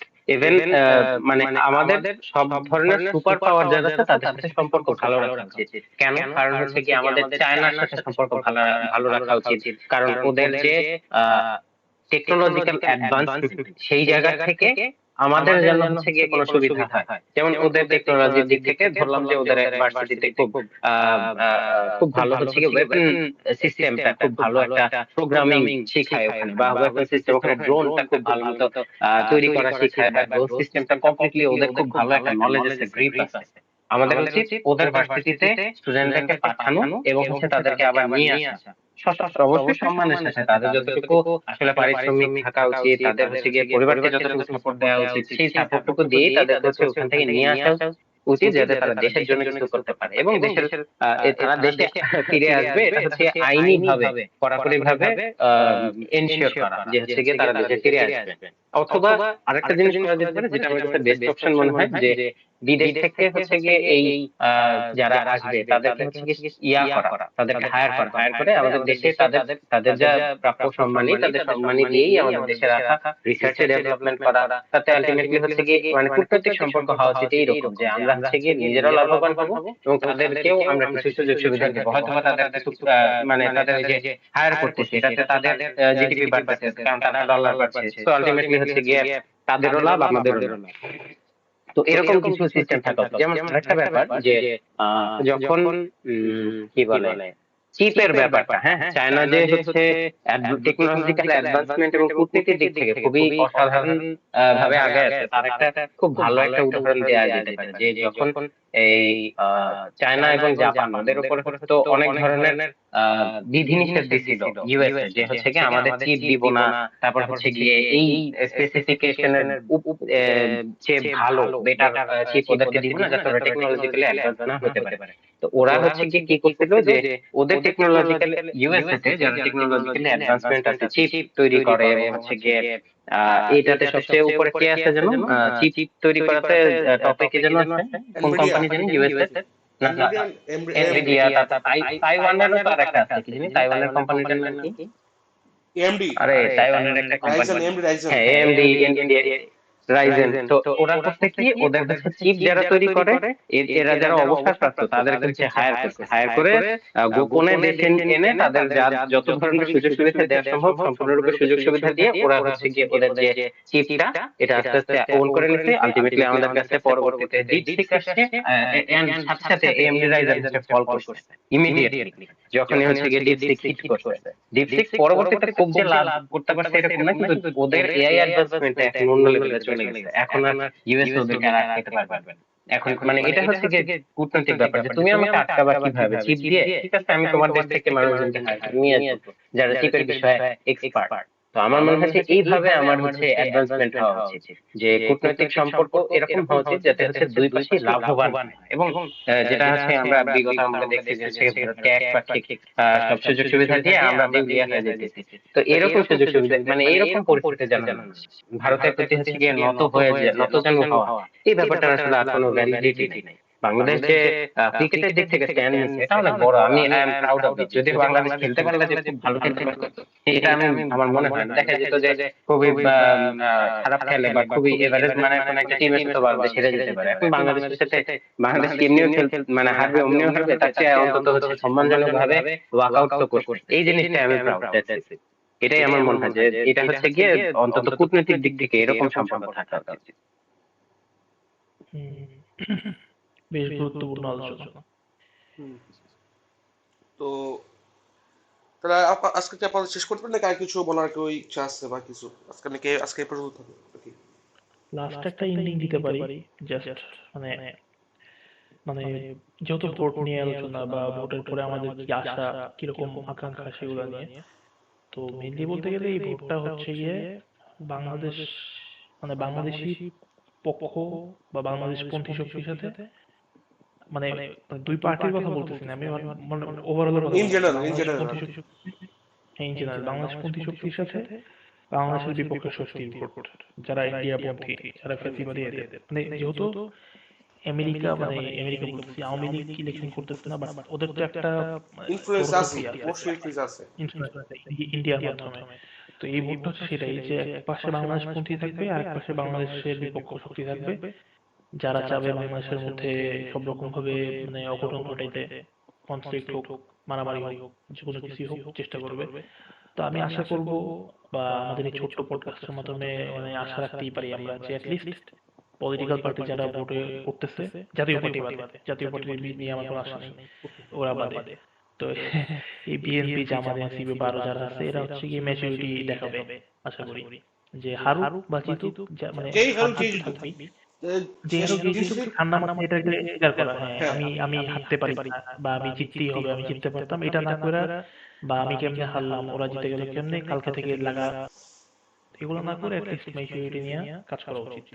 এটা করলে হলে কি, দিন শেষে বাংলাদেশের গণতন্ত্র শক্তিশালী হবে। আর যদি গণতন্ত্র শক্তিশালী হয় তাহলে দলগুলার ক্ষমতায় আসার, মানে আপনি আজকে হেরে গেলে যদি গণতন্ত্র ঠিকঠাক থাকে, আগামী 5 বছর পরে আপনি আসবেন, একটু সবুর করতেই হবে। এই তো 17 বছর যেহেতু সবুর করতে পারছেন, 5 বছর করতেই পারবেন। এই এই তো এটা হচ্ছে কি আমার আশা, মানে ওভারঅল এখন আমি জি। খুব বেশি আশা করতেছি না, বাট একটু আশা তো মিনিমাম, একটু তো করাই লাগে, একটু করাই যায়, আর একটু সবাই করে, এইটাই। হুম। মোহিত আপনার, মোহিত আছেন? হ্যালো। হ্যাঁ হ্যাঁ, হ্যাঁ আপনার হ্যাঁ বলেন। এন্ডিং এ যদি দিতে পারেন, মানে শেষ মতামত যেটা আজকের জন্য। শেষ মতামত হচ্ছে, আমি চাই বাংলাদেশের জনগণ যারা, তারা আসলে ভোটটাকে দেশের উন্নয়নের একটা আহ, কি বলবো, উন্নয়নের একটা স্টেপ হিসেবে চিন্তা করুক। তারা চিন্তা করুক ভোটটা আসলে আমার দেশের উন্নয়নের জন্য লাগবে। এবং আমার এটা নিয়ে সন্দেহ আছে যে হ্যাঁ ভোট না ভোটের যে ব্যাপারটা, এটা আসলে একটু লেন্দি আলোচনা। তো এই হ্যাঁ ভোট না ভোট আসলে অনেকগুলো পয়েন্ট আছে, এই পয়েন্ট গুলো আসলে বোঝার ব্যাপার, এই পয়েন্ট গুলো ক্লারিফিকেশনের ব্যাপার আছে। এগুলা আসলে আমাদের আহ, পুরা বাংলাদেশের হিসেবে কতটুকু আসলে মানুষজন এটা সম্পর্কে জানে, মানে ভোটের পাশাপাশি হ্যাঁ ভোটের ব্যাপারটাও আসলে যদিও আছে, যে হ্যাঁ ভোটের ব্যাপারটা আসলে কতটুকু মানুষ সচেতন আছে, আসলে হ্যাঁ ভোটের ব্যাপারগুলো মানুষ বুঝে কিনা। তো ওই হ্যাঁ ভোট না ভোট নিয়ে সবচেয়ে ফানি যে ব্যাপারটা, সেটা হচ্ছে গিয়ে আমি একটা ভিডিও দেখলাম যে হচ্ছে ফরেন কান্ট্রিতে কোন একজন বলতেছে যে বিএনপি তো বলছে না ভোট দিতে, আমি তো না ভোট দিয়ে দিছি, এখন নেতা তো বলতেছে হ্যাঁ ভোট দিতে, এখন আমি কি করবো, আমি তো ব্যালটে দিয়ে দিই, এখন তো আমার সেই সুযোগ নাই। তো এটাই হলো গিয়ে ব্যাপার যে আহ সচেতনতার ব্যাপারটা, হ্যাঁ ভোট কেন আলটিমেটলি দিচ্ছে আপনি না ভোট নেতা কেন যাই দিচ্ছে, বলুক, এমন তো না। আপনার নিজের মতামতটা আসলে ম্যাটার করে। নেতা কত কিছুই বলবে, আপনি যেটা ভালো এক্স্যাক্টলি, বুঝেন সেটা করাই মেন মতামত। এক্স্যাক্টলি। তো এটাই আমি চাই যে হচ্ছে আমি কি যেটা মানুষজন চাই জানুক, যে, বুঝুক, সচেতন হোক। ইয়েস, হ্যাঁ, যাতে মানুষ বুঝুক যে তার জন্য কোনটা ভালো, কোনটা রাইট, কোনটা রং, নিজে বুঝে ভোট হোক, কারো হুম। প্রতারণা না পড়ে বা কারো কথা উদ্বোধন না হয়ে নিজে ইচ্ছায় ভোট হোক, স্বাধীনতা হোক, ব্যক্তি স্বাধীনতা হোক। জিনিস একটি চাওয়া যে এটাই, জয় যাতে যে দলের হোক, কিন্তু শেষমেশ মানুষ জিতুক, জয় যাতে এইটাই। মানুষ জিতুক, বাংলাদেশের মানুষ জিতুক, বাংলাদেশের জনগণ জিতুক। হ্যাঁ, আলটিমেটলি জয় আর যাতে মানুষ, বাংলাদেশের হয়, হ্যাঁ, আমি যে চাই পার্টি হচ্ছে কি জিতুক। যে জিতুক বাংলাদেশ যেন জিতে, যে হ্যাঁ, জিতুক ইয়েস, বাংলাদেশ যেন জিতে। মানুষের ইয়েস। মধ্যে শুভবুদ্ধি উদয় হোক, পলিটিক্যাল লিডার, পলিটিক্যাল পার্টিগুলোর মধ্যে শুভবুদ্ধি উদয় হোক, ইনশাআল্লাহ, তাইলেই বাংলাদেশ ঠিক থাকবে। তো আজকে এখানে সবার হাতে বিদায় নিচ্ছি। তো ইনশাল্লাহ দেখা হবে আগামী আমার দেখা পডকাস্টে, হয়তো কোনো নতুন সাবজেক্টে, হয়তো কোনো পুরনো সাবজেক্টে, যেটাই হোক অপেক্ষায় থাকবেন। সবাইকে ধন্যবাদ। আজকে এখান থেকে আমি আমার বক্তব্য শেষ করছি, ফেকার এলিয়াস নিয়ে। সবাইকে ধন্যবাদ। আসসালামু আলাইকুম।